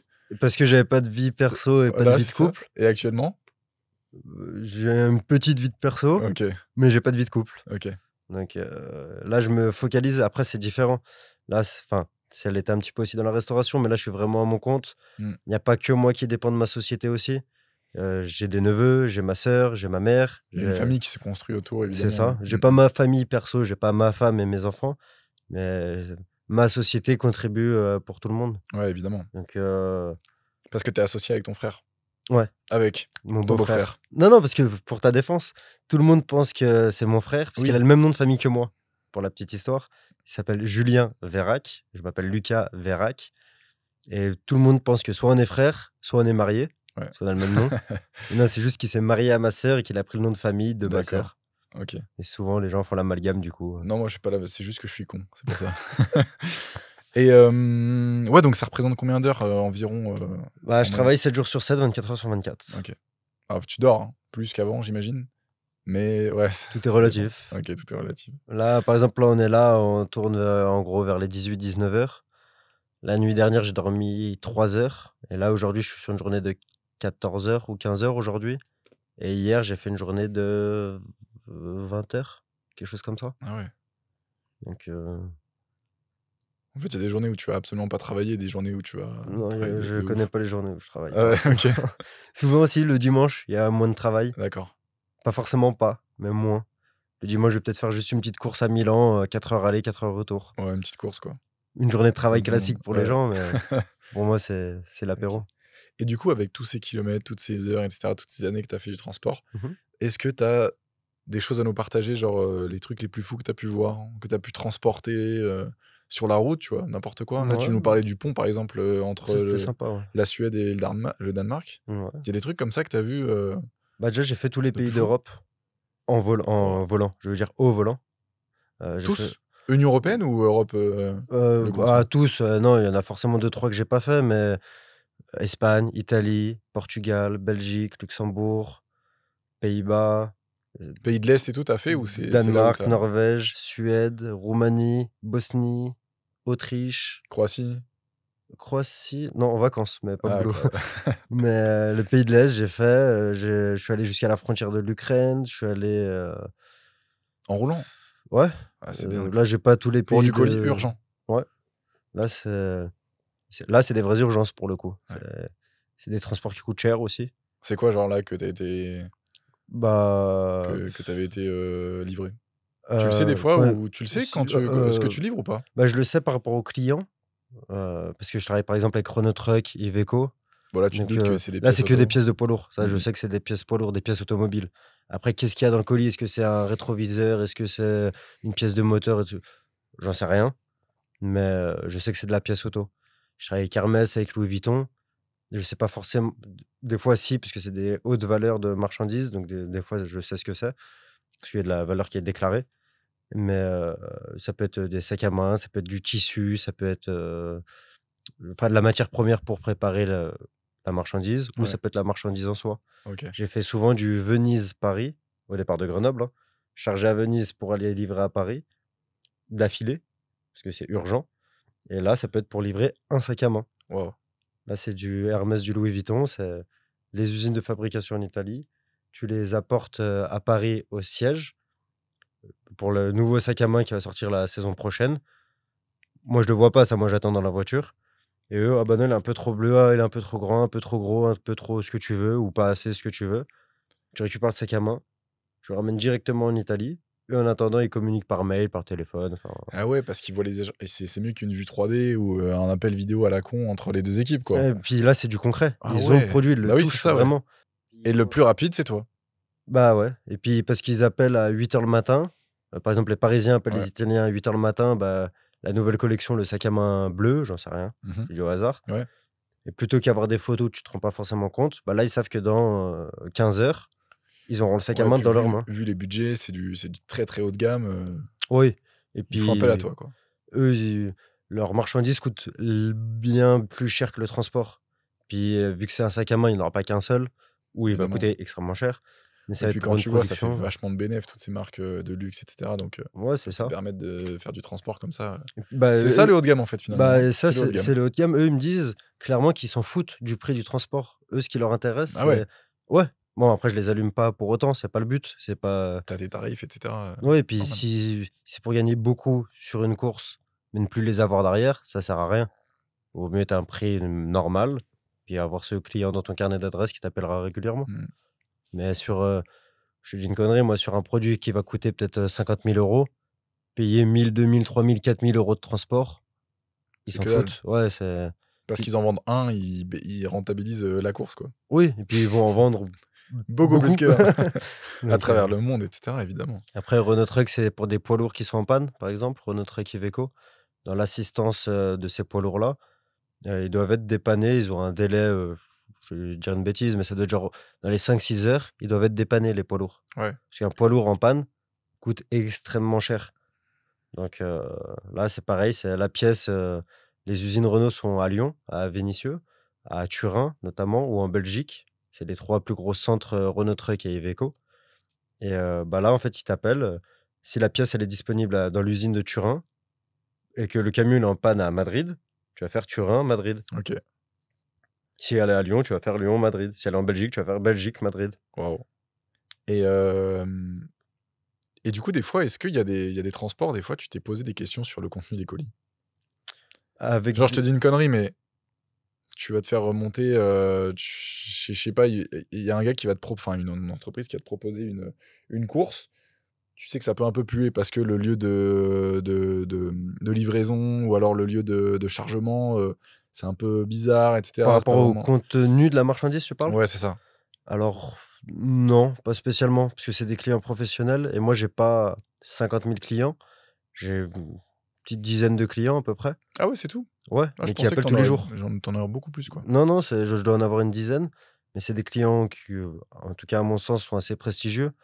On parle de Hermès, de Louis Vuitton, de Évidemment. Renault Truck, de Iveco, de SAF Hélicoptère, donc le secours aérien français, tous les hélicos du SAMU, de la sécurité civile, des pompiers, de la gendarmerie, etc. Donc c'est pour la maintenance des hélicoptères. C'est que des clients de ce style-là. Donc moi, je préfère avoir mes ma petite clientèle en termes de quantité, Mais très qualitative. très qualitative, et je sais qu'ils m'appellent tout le temps.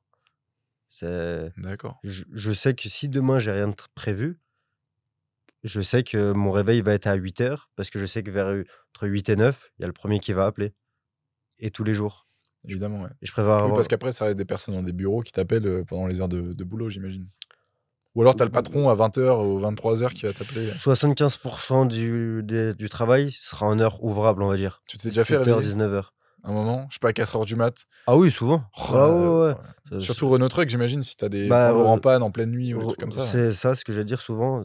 Eux, c'est le week-end aussi et les jours fériés. Ouais. Parce que moi, il n'y a pas de 14 juillet, de tout ça. Oui, Ça comme bosse. tu dis, 7 jours sur 7, 24-24. C'est ça. Tu prends des vacances quand même? Ah, mes dernières vacances, là, vraies vacances, ça date de l'année 2024.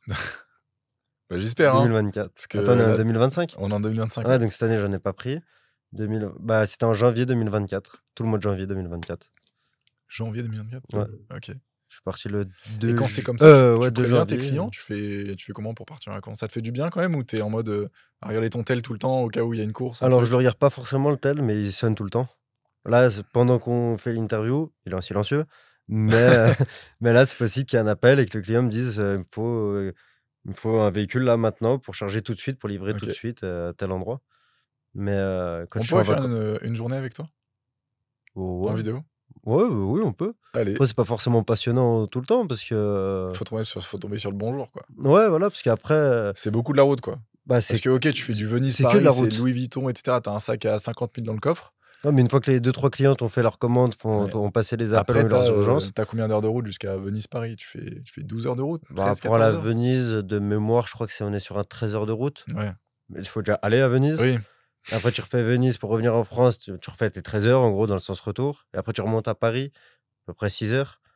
Donc là, tu fais 13 heures pour la Venise. Tu refais à peu près 19 heures pour aller à Paris. La vache.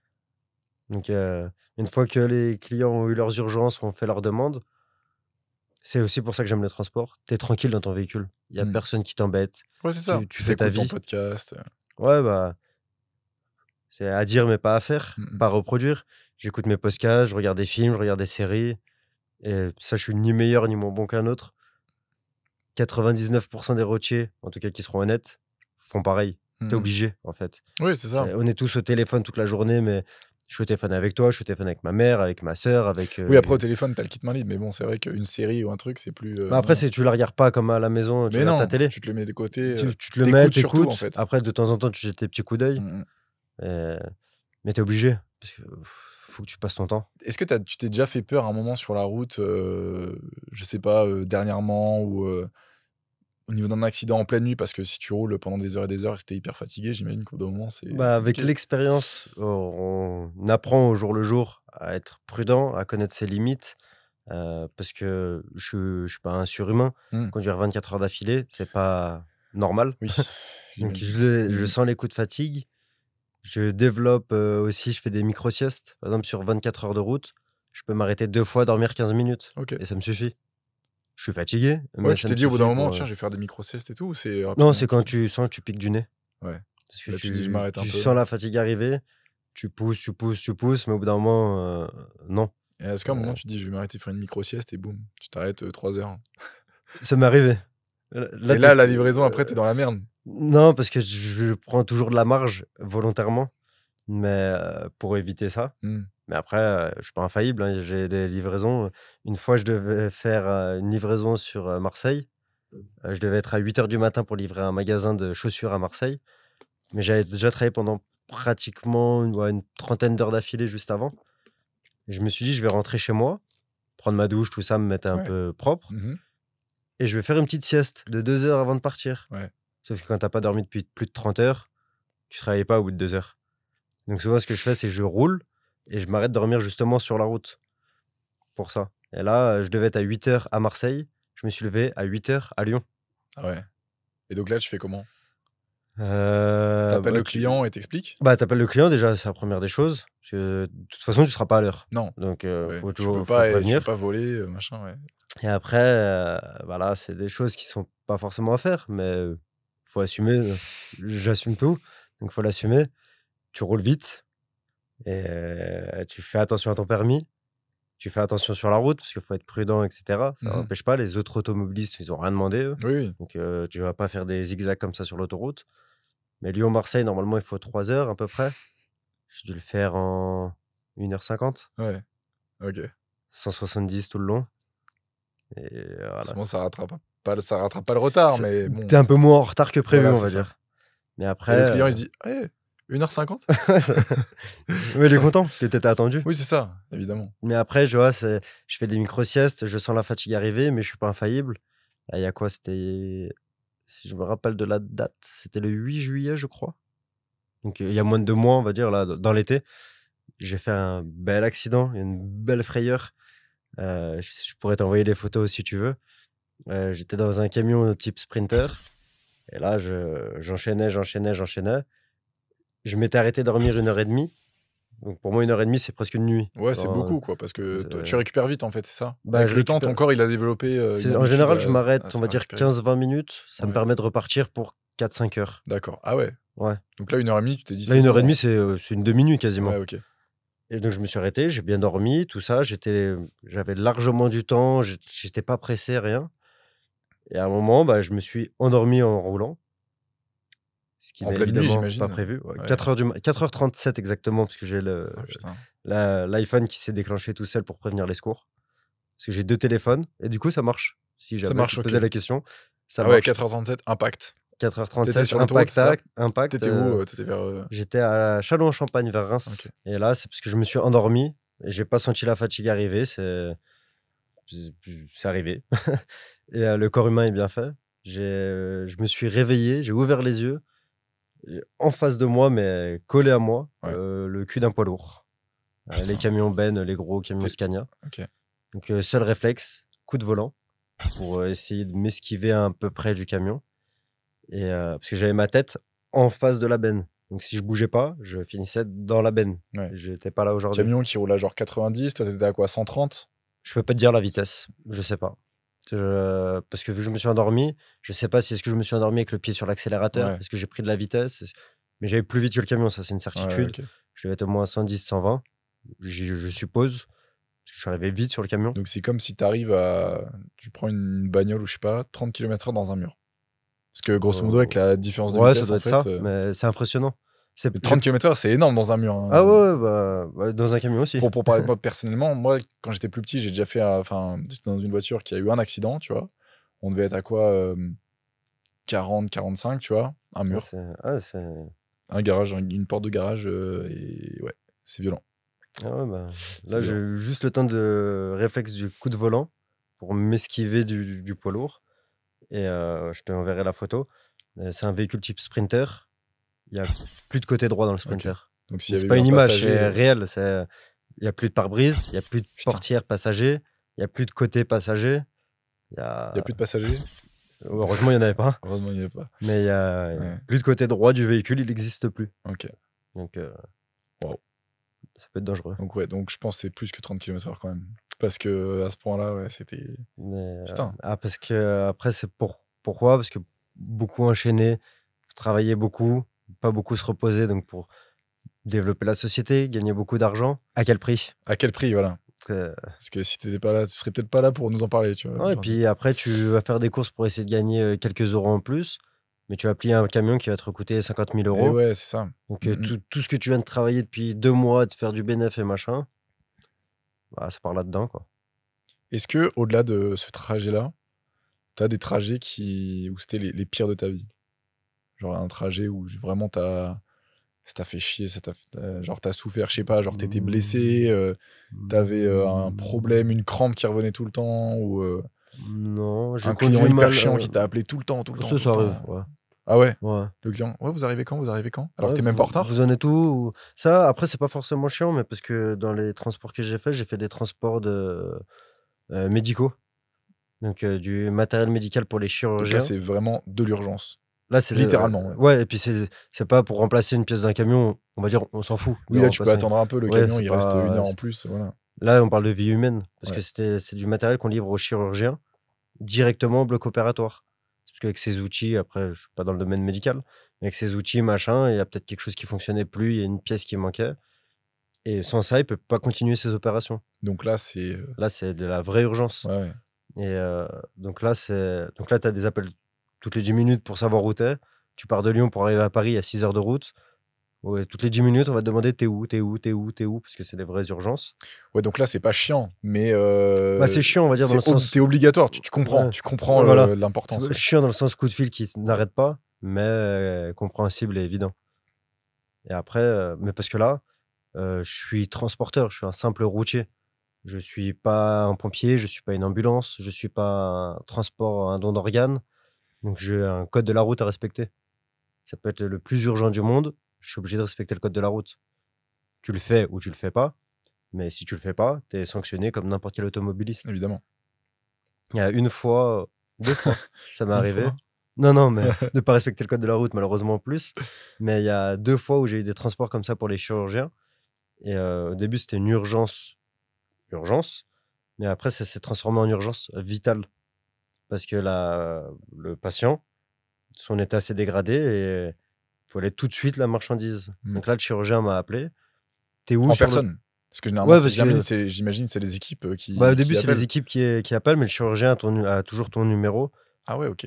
Bon, en général, il appelle pas spécialement, mais il a ton numéro au cas où. D'accord. Et là, le chirurgien qui m'appelle, vous êtes où? Je dis, je sais plus où j'étais. Je devais être vers Dijon, je crois. Et je suis vers Dijon, je suis en train de rouler. Il me dit, faites plus vite. Je dis, je suis à 145 déjà au lieu de 130. Je peux pas faire beaucoup plus. Il m'a dit, si, dites-moi quel est le nom de la prochaine sortie. Et il y a une escorte policière qui va venir. Parce que ça devient une urgence. C'est vraiment déjà vitale. arrivé, ça? Ouais, 2 fois. 2 fois en Incroyable. 4 ans ou 5 ans. Donc, est-ce que tu te sens pas un peu comme un surhomme, là? ouais, tu te crois dans un film. Ah bah ouais. Parce que, T'as quoi? T'as 2 motards devant, derrière? Un devant, un derrière.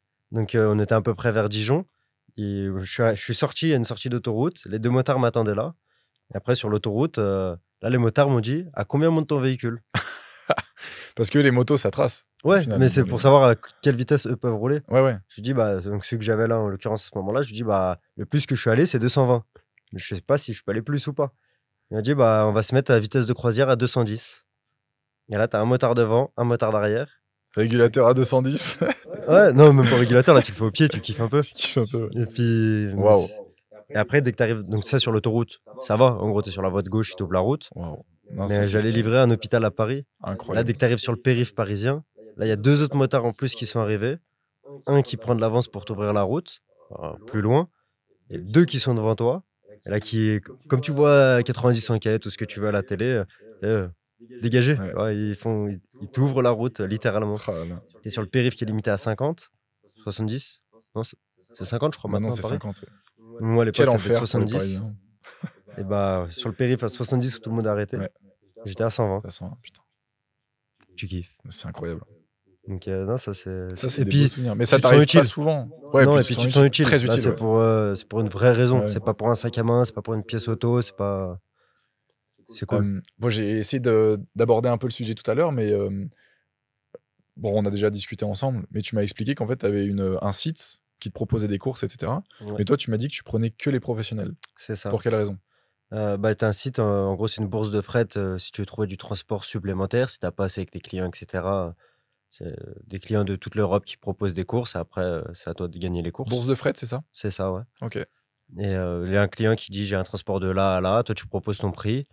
Mais il y a tous les transporteurs peuvent proposer les prix. Donc après, tu gagnes, Le tu jeu, gagnes c'est pas. de faire le moins cher ou quoi? Ouais, c'est souvent moins cher. Ouais, c'est ça.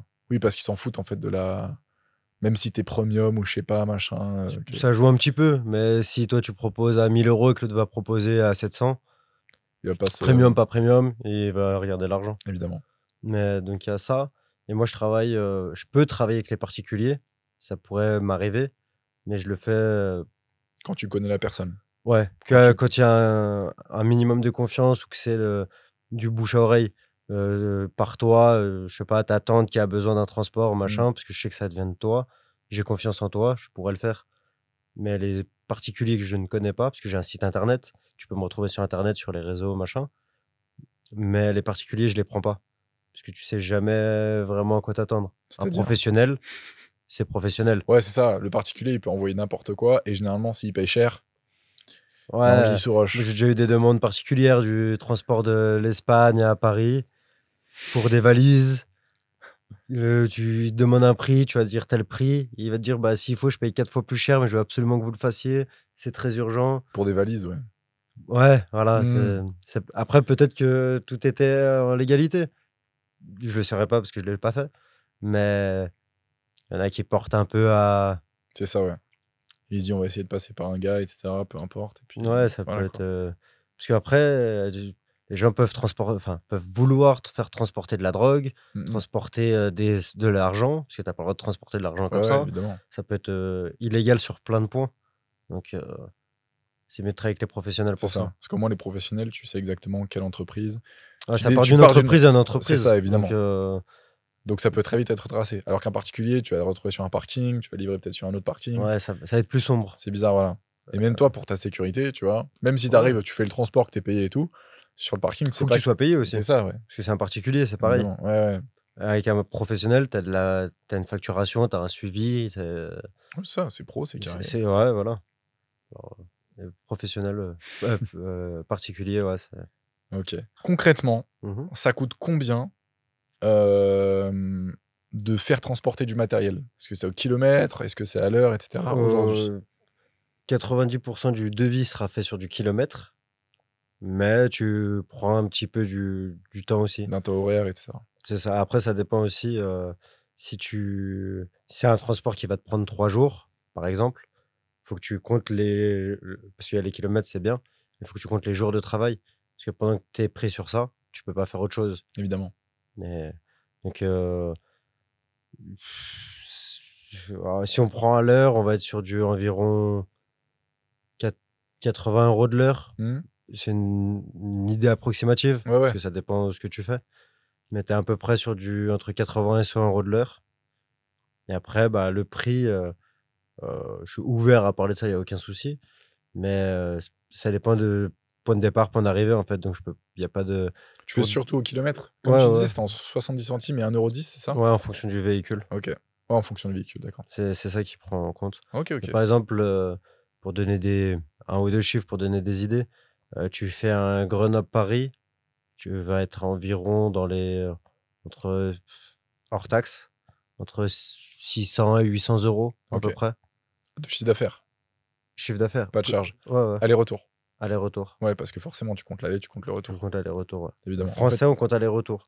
Roumains, Polonais, qui sont une semi-concurrence, eux comptent en trajet aller. D'accord. Parce que Et après, sur Paris, ils essaient de trouver une autre course qui C'est va, ça. je sais pas où, machin. Parce que vu qu'eux, ils partent pour un mois et qu'ils dorment dans le camion, Eh ouais, putain. donc eux, ils vont faire un Grenoble-Paris où toi, tu vas le vendre 800 € et ils vont le proposer à 400. Après, une fois qu'il sera à Paris, il va essayer de faire un Paris, je sais pas Nantes, où, un ouais, truc comme ça. Paris-Nantes. Et ils seront moins quali, parce qu'ils vont essayer de trouver 2 ou 3 courses qui font Grenoble-Paris ou sur la route pour essayer de les grouper. Ok. Et du coup, sur une course, il sera à l'heure, mais sur les 2 autres, il y sera plus. Ouais, c'est ça, Mais il sera moins cher. évidemment. Ouais, en gros, ouais, il va arriver en retard, etc. Donc Paris, on est sur compliqué. du 600-800 €. Tu fais Grenoble-Lille, on est à... Bah, si, exactement, on est à 1200 € hors taxe. Celui-là, je l'ai facturé il y a 2 jours, donc je me rappelle encore. On est à 1200 € hors taxe.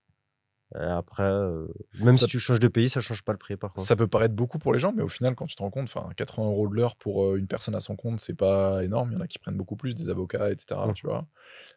Puis derrière, tu as des charges quand même, parce que 1200 €, c'est ce que tu factures. Sauf qu'en termes d'essence, en termes de péage, je pense que ça te coûte aussi un certain prix. T'es à combien là? Là, Sur un Grenoble-Lille, par exemple. Grenoble-Lille, Bah là, les 1200 €, c'était. c'était Lille, ouais, c'est ça. Ouais, ça. Lille, de mémoire, à peu de choses près, on a aller-retour, je te parle. T'es à peu près à 200 € d'essence et t'es à peu près à 200 € de péage, Ouais, ok. à peu près. Du coup, t'as 800 de bénéf. Ouais, après, Faut si tu l'avoir, parles- la course. après, si tu t'arrêtes de manger, si le temps passé, Mhm. donc tu vois, c'est du bénéf relatif, on va Ouais, c'est dire. ça. Puis après, je suis une société aussi. Enfin, j'ai pas que ces charges-là. T'as les assurances, La t'as comptabilité, t'as la comptabilité, t'as l'usure du véhicule. évidemment. Parce Ouais. que 30 000 km par mois, je change mes pneus un peu plus souvent que toi, je fais des vidanges un peu plus souvent que toi. Ouais, ok. tu m'avais dit que tu faisais la révision tous les mois. Une révision par mois sur tous les véhicules. Ok. Ce que les gens feront pas. Bah non, je fais tous les ans. Ouais, un truc comme en ça. gros, tu fais plus ou moins tous les ans, on va dire, pour quelqu'un qui roule normalement. Mm. Moi, je la fais tous les mois, sur tous les véhicules. Ouais, donc en fait, Donc tu rajoutes le garagiste, oui. tu rajoutes les pneus, tu rajoutes les petites casses mécaniques, les petites trucs Parce à que les droite pneus, à tu fais gauche. quoi tous les 2 mois en fait? Les Les pneus? Tous les 2 mois, tous les 3 mois? Ouais, t'es sur du 3-4 mois, Ouais, ok. à peu près. Maximum. Ouais, Et quand maximum. t'arrives au Ouais. bout du 4e mois, Ouais. faut les changer. Mais après, l'avantage, c'est que tu roules pas que avec le même véhicule. Ouais. Donc, sur une semaine, tu vas user le Kangoo. La semaine d'après, ça se trouve, tu vas user le trafic. Et le lendemain, ça va être la voiture. Et... Donc, c'est pas. C'est vrai, c'est vrai. Ok. Et du coup, aujourd'hui, avec la dizaine de clients que tu as, etc., toi, que ça fait 4-5 ans que tu fais ça, Ouais. tu peux espérer faire combien de chiffre d'affaires et de bénéfices à la fin d'un mois ou d'une année? Bah, ça Parce que dépend si tu ça comptes. dépend des mois. Parce que moi, je le différencie. Moi, ce que je fais moi en roulant et ce que font aussi les chauffeurs.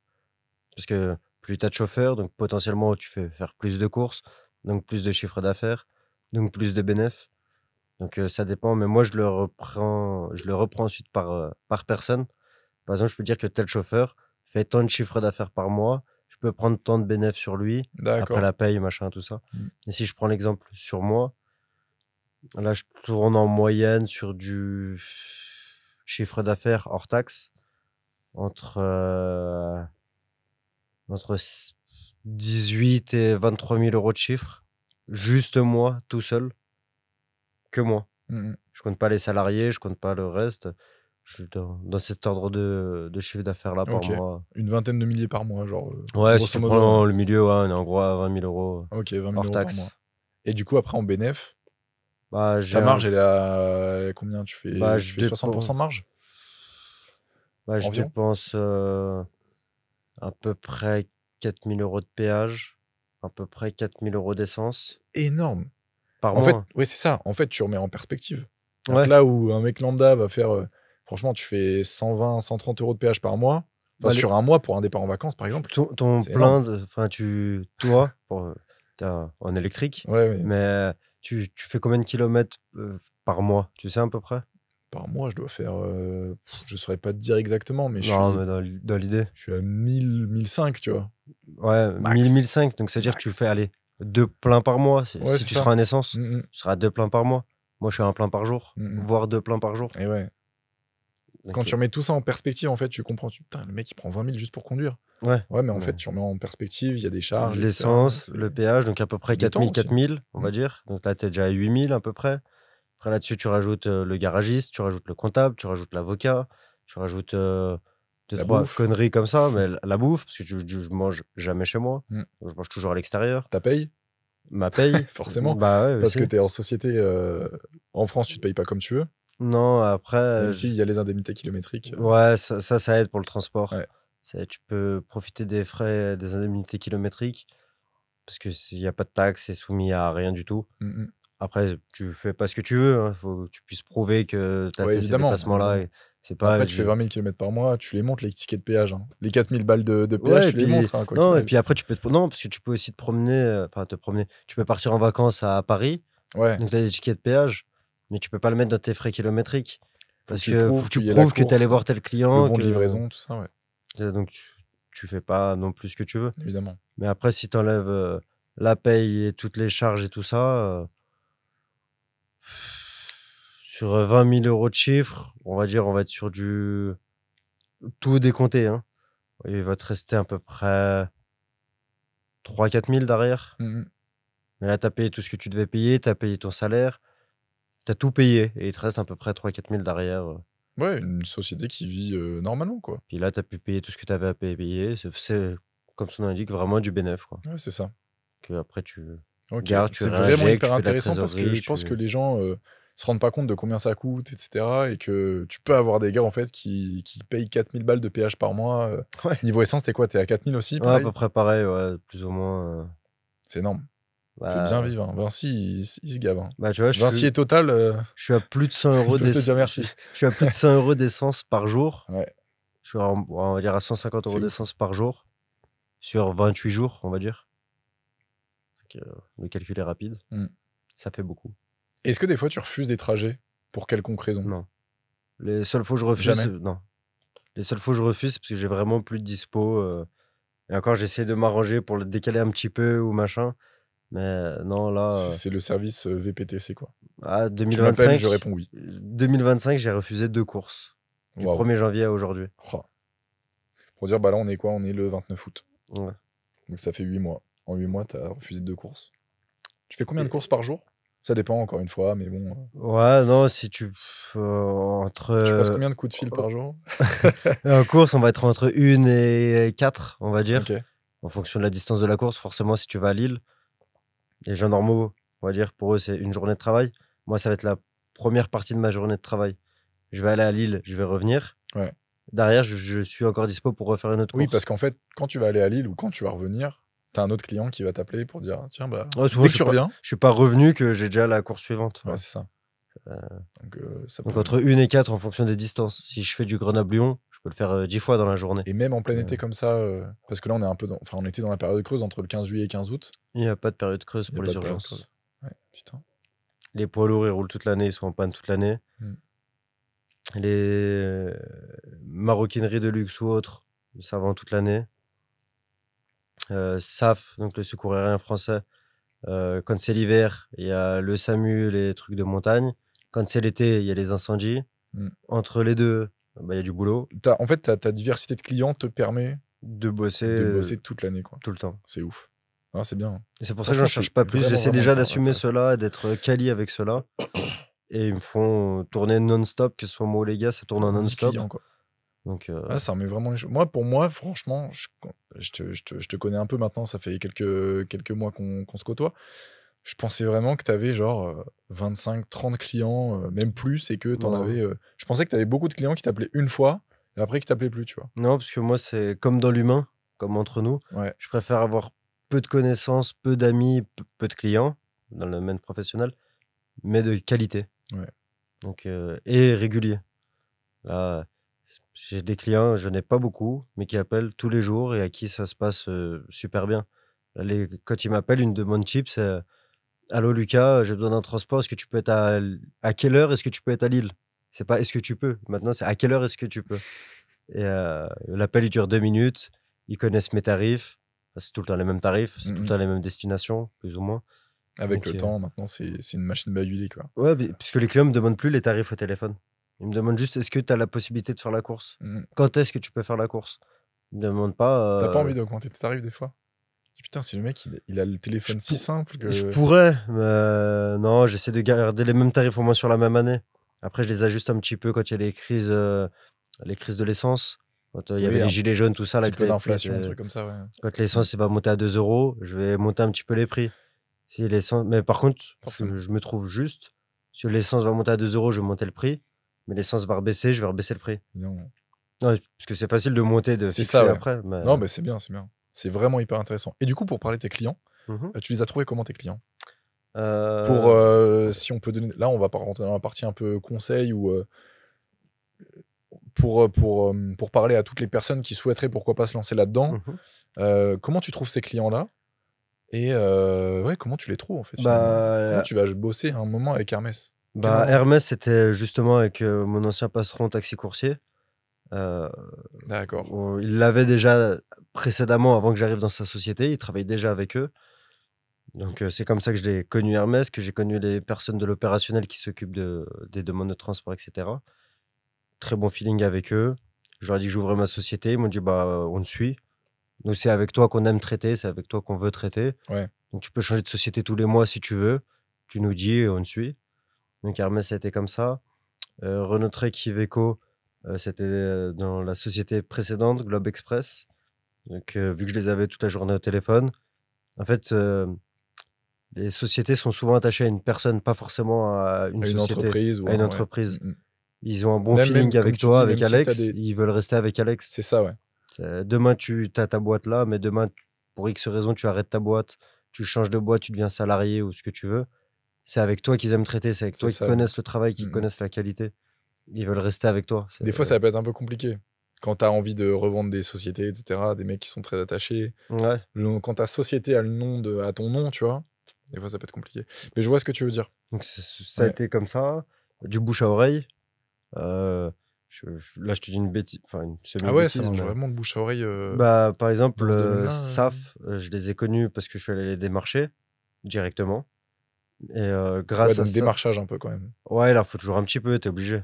Au début, au moins. Au moins au début. Et puis, c'est comme un salarié, tu vas faire 50 démarchages. La moitié vont te dire oui, ils vont jamais te rappeler, ils s'en foutent. Et puis, en fait, il faut pêcher large pour espérer avoir 2-3 contacts. Ouais, et tu vas appeler 100 gars, il y en a 2 qui vont te répondre. Ouais, et puis sur les 2 qui vont te répondre, il y en a un des 2 qui va te tester, déjà, parce qu'il te connaît pas et qu'il sait pas ce que tu vaux. Mais une fois qu'il t'a testé, en général, il t'adopte. Mais c'est ça. Ça dépend si ton service est bon ou pas. Ok, ouais, donc si on te donne pour des moi, conseils, pour toi, c'est démarcher, faire du bon travail. Et est-ce que au début, quand tu as cherché tes clientes, tu as rogné un peu sur tes prix? Genre, tu connaissais les tarifs et au final, tu as dit... Je connaissais les tarifs par mon expérience passée. Tu fais 50% parce que c'est un test? Non. Jamais? Non. Je connais les tarifs par l'expérience passée. Donc, je suis ni plus haut ni plus bas. Je suis, on va dire, dans la moyenne haute. Parce que je sais que je fais un service quand même de qualité. Donc, je veux pas me dévaloriser. Et non, pour les clients, non, c'est... Même tarif. Même tarif. Et c'est comme là, j'ai ce luxe-là de ne pas chercher de nouveaux clients. Donc, quand j'ai des nouveaux clients qui m'appellent, je baisse pas mes prix. J'essaye pas de faire plus que pour mes clients actuels. Je sais que je travaille bien. Je me jette un peu de fleurs quand même. Ça fait toujours plaisir. Je sais que je travaille bien. Je sais que j'ai une bonne société, que les chauffeurs travaillent bien, qu'on est à l'heure, qu'on est efficace, qu'on est correct au niveau tarif. Donc, tu veux travailler avec moi, j'ai ce luxe-là. Dire, tu veux travailler avec moi, c'est entre guillemets à mes conditions. Donc, c'est l'avantage du bouche à oreille et de faire un bon service, etc. Okay. Et ça, tu peux te le permettre quand tu es sûr de toi, sûr de sa société, sûr de ce que tu proposes. Parce que si tu fais de la merde derrière, c'est pas pareil. Mais... Et est-ce que grâce à la bourse de fret, là, tu peux trouver des clients long terme? Ou est-ce que la bourse de fret, ça va être un gars, il va avoir besoin d'un truc Alors, officiellement, non. Parce que la bourse de fret, tu payes un abonnement. Je le paye, moi. Ah ouais, ok. Mais tu as une clause de non-concurrence. Donc, en fait, c'est leur client à la bourse de fret. Okay. Donc, toi, tu es censé être simplement le transporteur qui profite de leurs offres, qui profite de leurs services pour augmenter ton chiffre d'affaires, pour te débrouiller comme tu veux. Mais officiellement, tu n'as pas le droit de démarcher leurs clients. Ok, mais du coup, tu payes via la bourse de fret, c'est ça? Donc, toi, tu payes un abonnement. Enfin, donc moi, je paye un abonnement sur la bourse de fret pour avoir simplement un visuel des courses, de tout ce qui est proposé.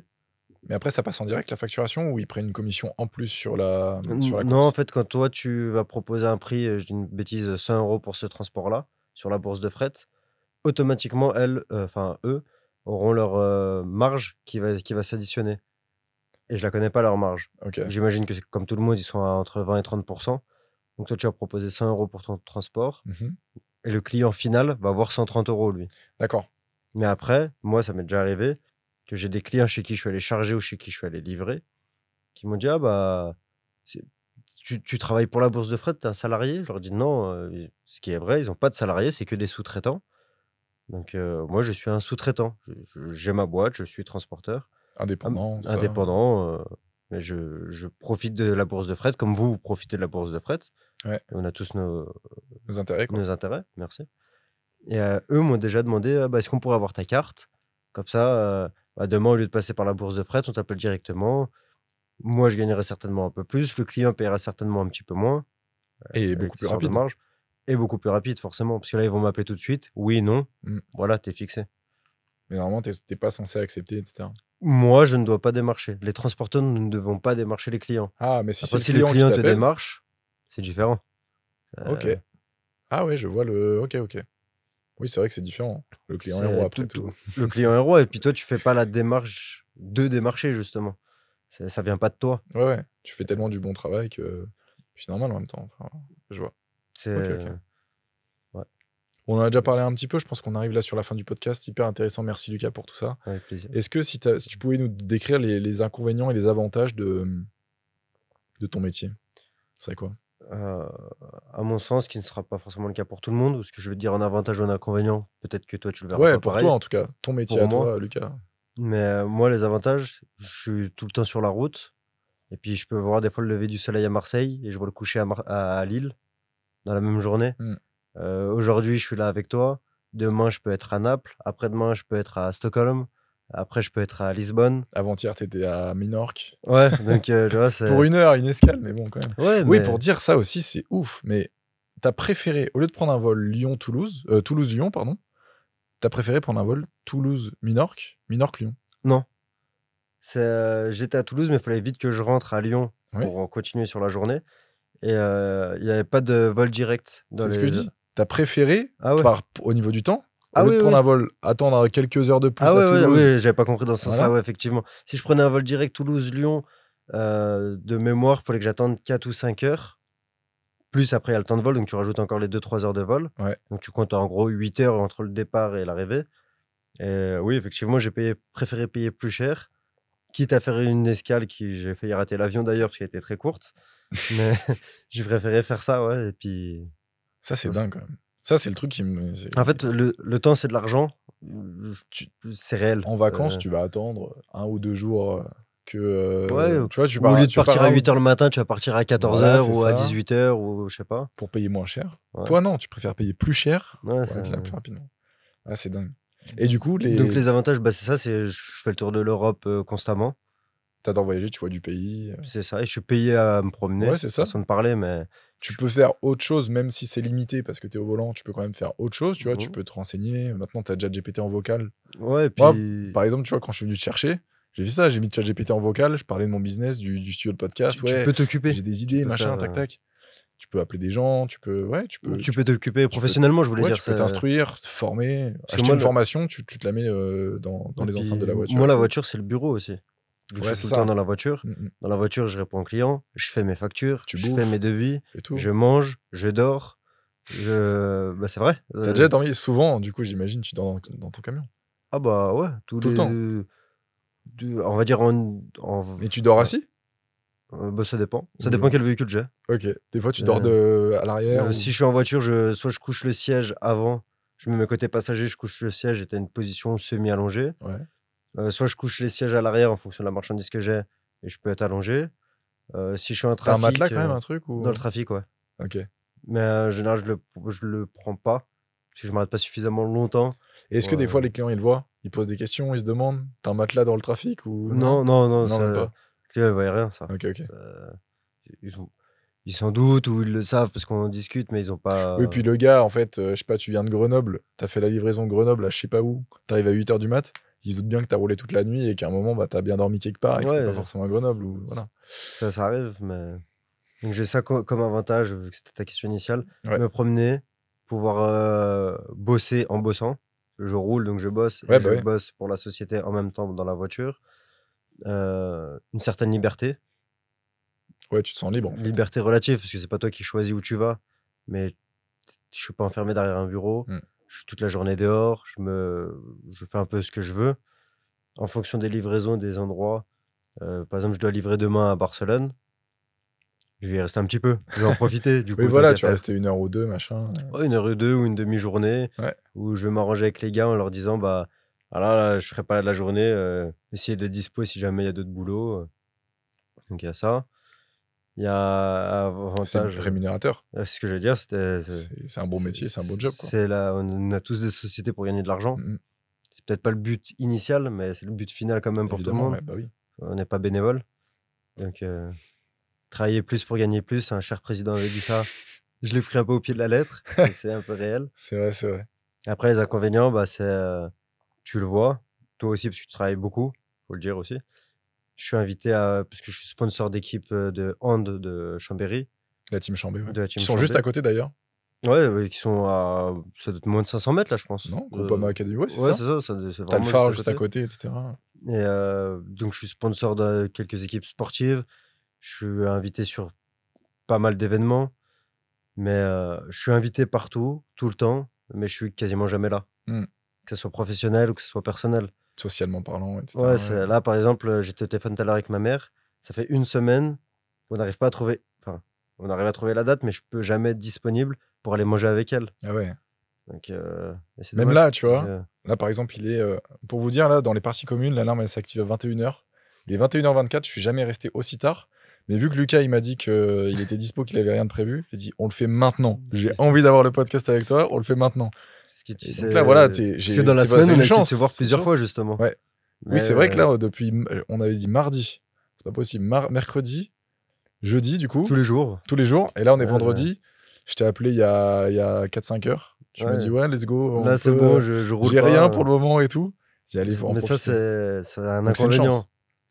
Enfin, c'est une chance là que je t'ai C'est une maintenant. chose de savoir là, mais c'est un inconvénient dans Mhm. ma vie pro ou T'as perso. loupé des anniversaires, des trucs? Ah, j'essaye pas, mais je suis pas aussi présent que ce que je voudrais avec ma mère, avec mes neveux, avec.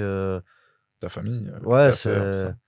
Alors, c'est pour moi, tout le monde le comprend, je le comprends aussi. C'est pour ma société, c'est pour gagner de l'argent, c'est pour faire profiter. Aujourd'hui, je travaille beaucoup. Dans 10 ans, on refait le podcast. J'espère travailler beaucoup moins. Et oui, évidemment. C'est pour Mais ça ça, aussi c'est qu'on fait des sociétés. l'avantage, le désavantage numéro 1, c'est ça. Ouais. Tu perds beaucoup de moments de famille, notamment. Parce que les moments pro, tu peux toujours te débrouiller. Enfin, voilà.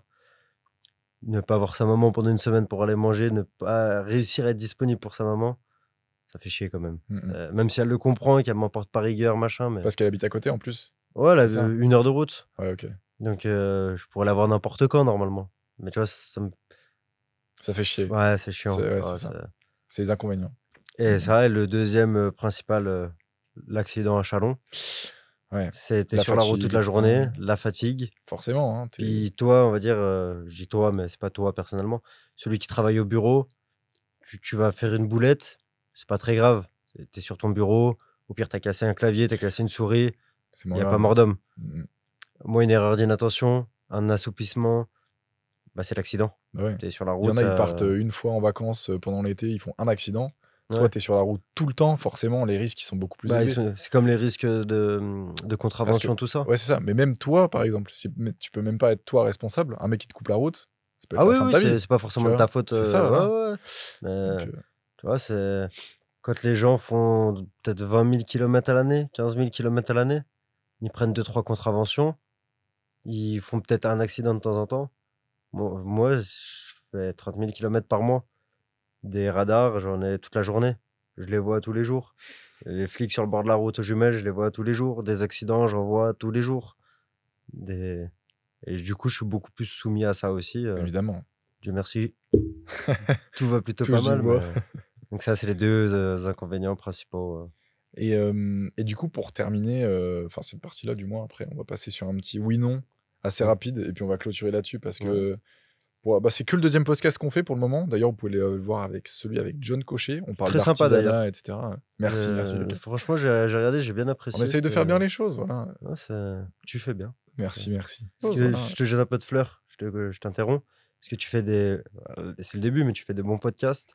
Mais pour ceux qui connaissent pas ta société ou qui te découvrent, c'est du lourd quand C'est même de ce la que tu qualité.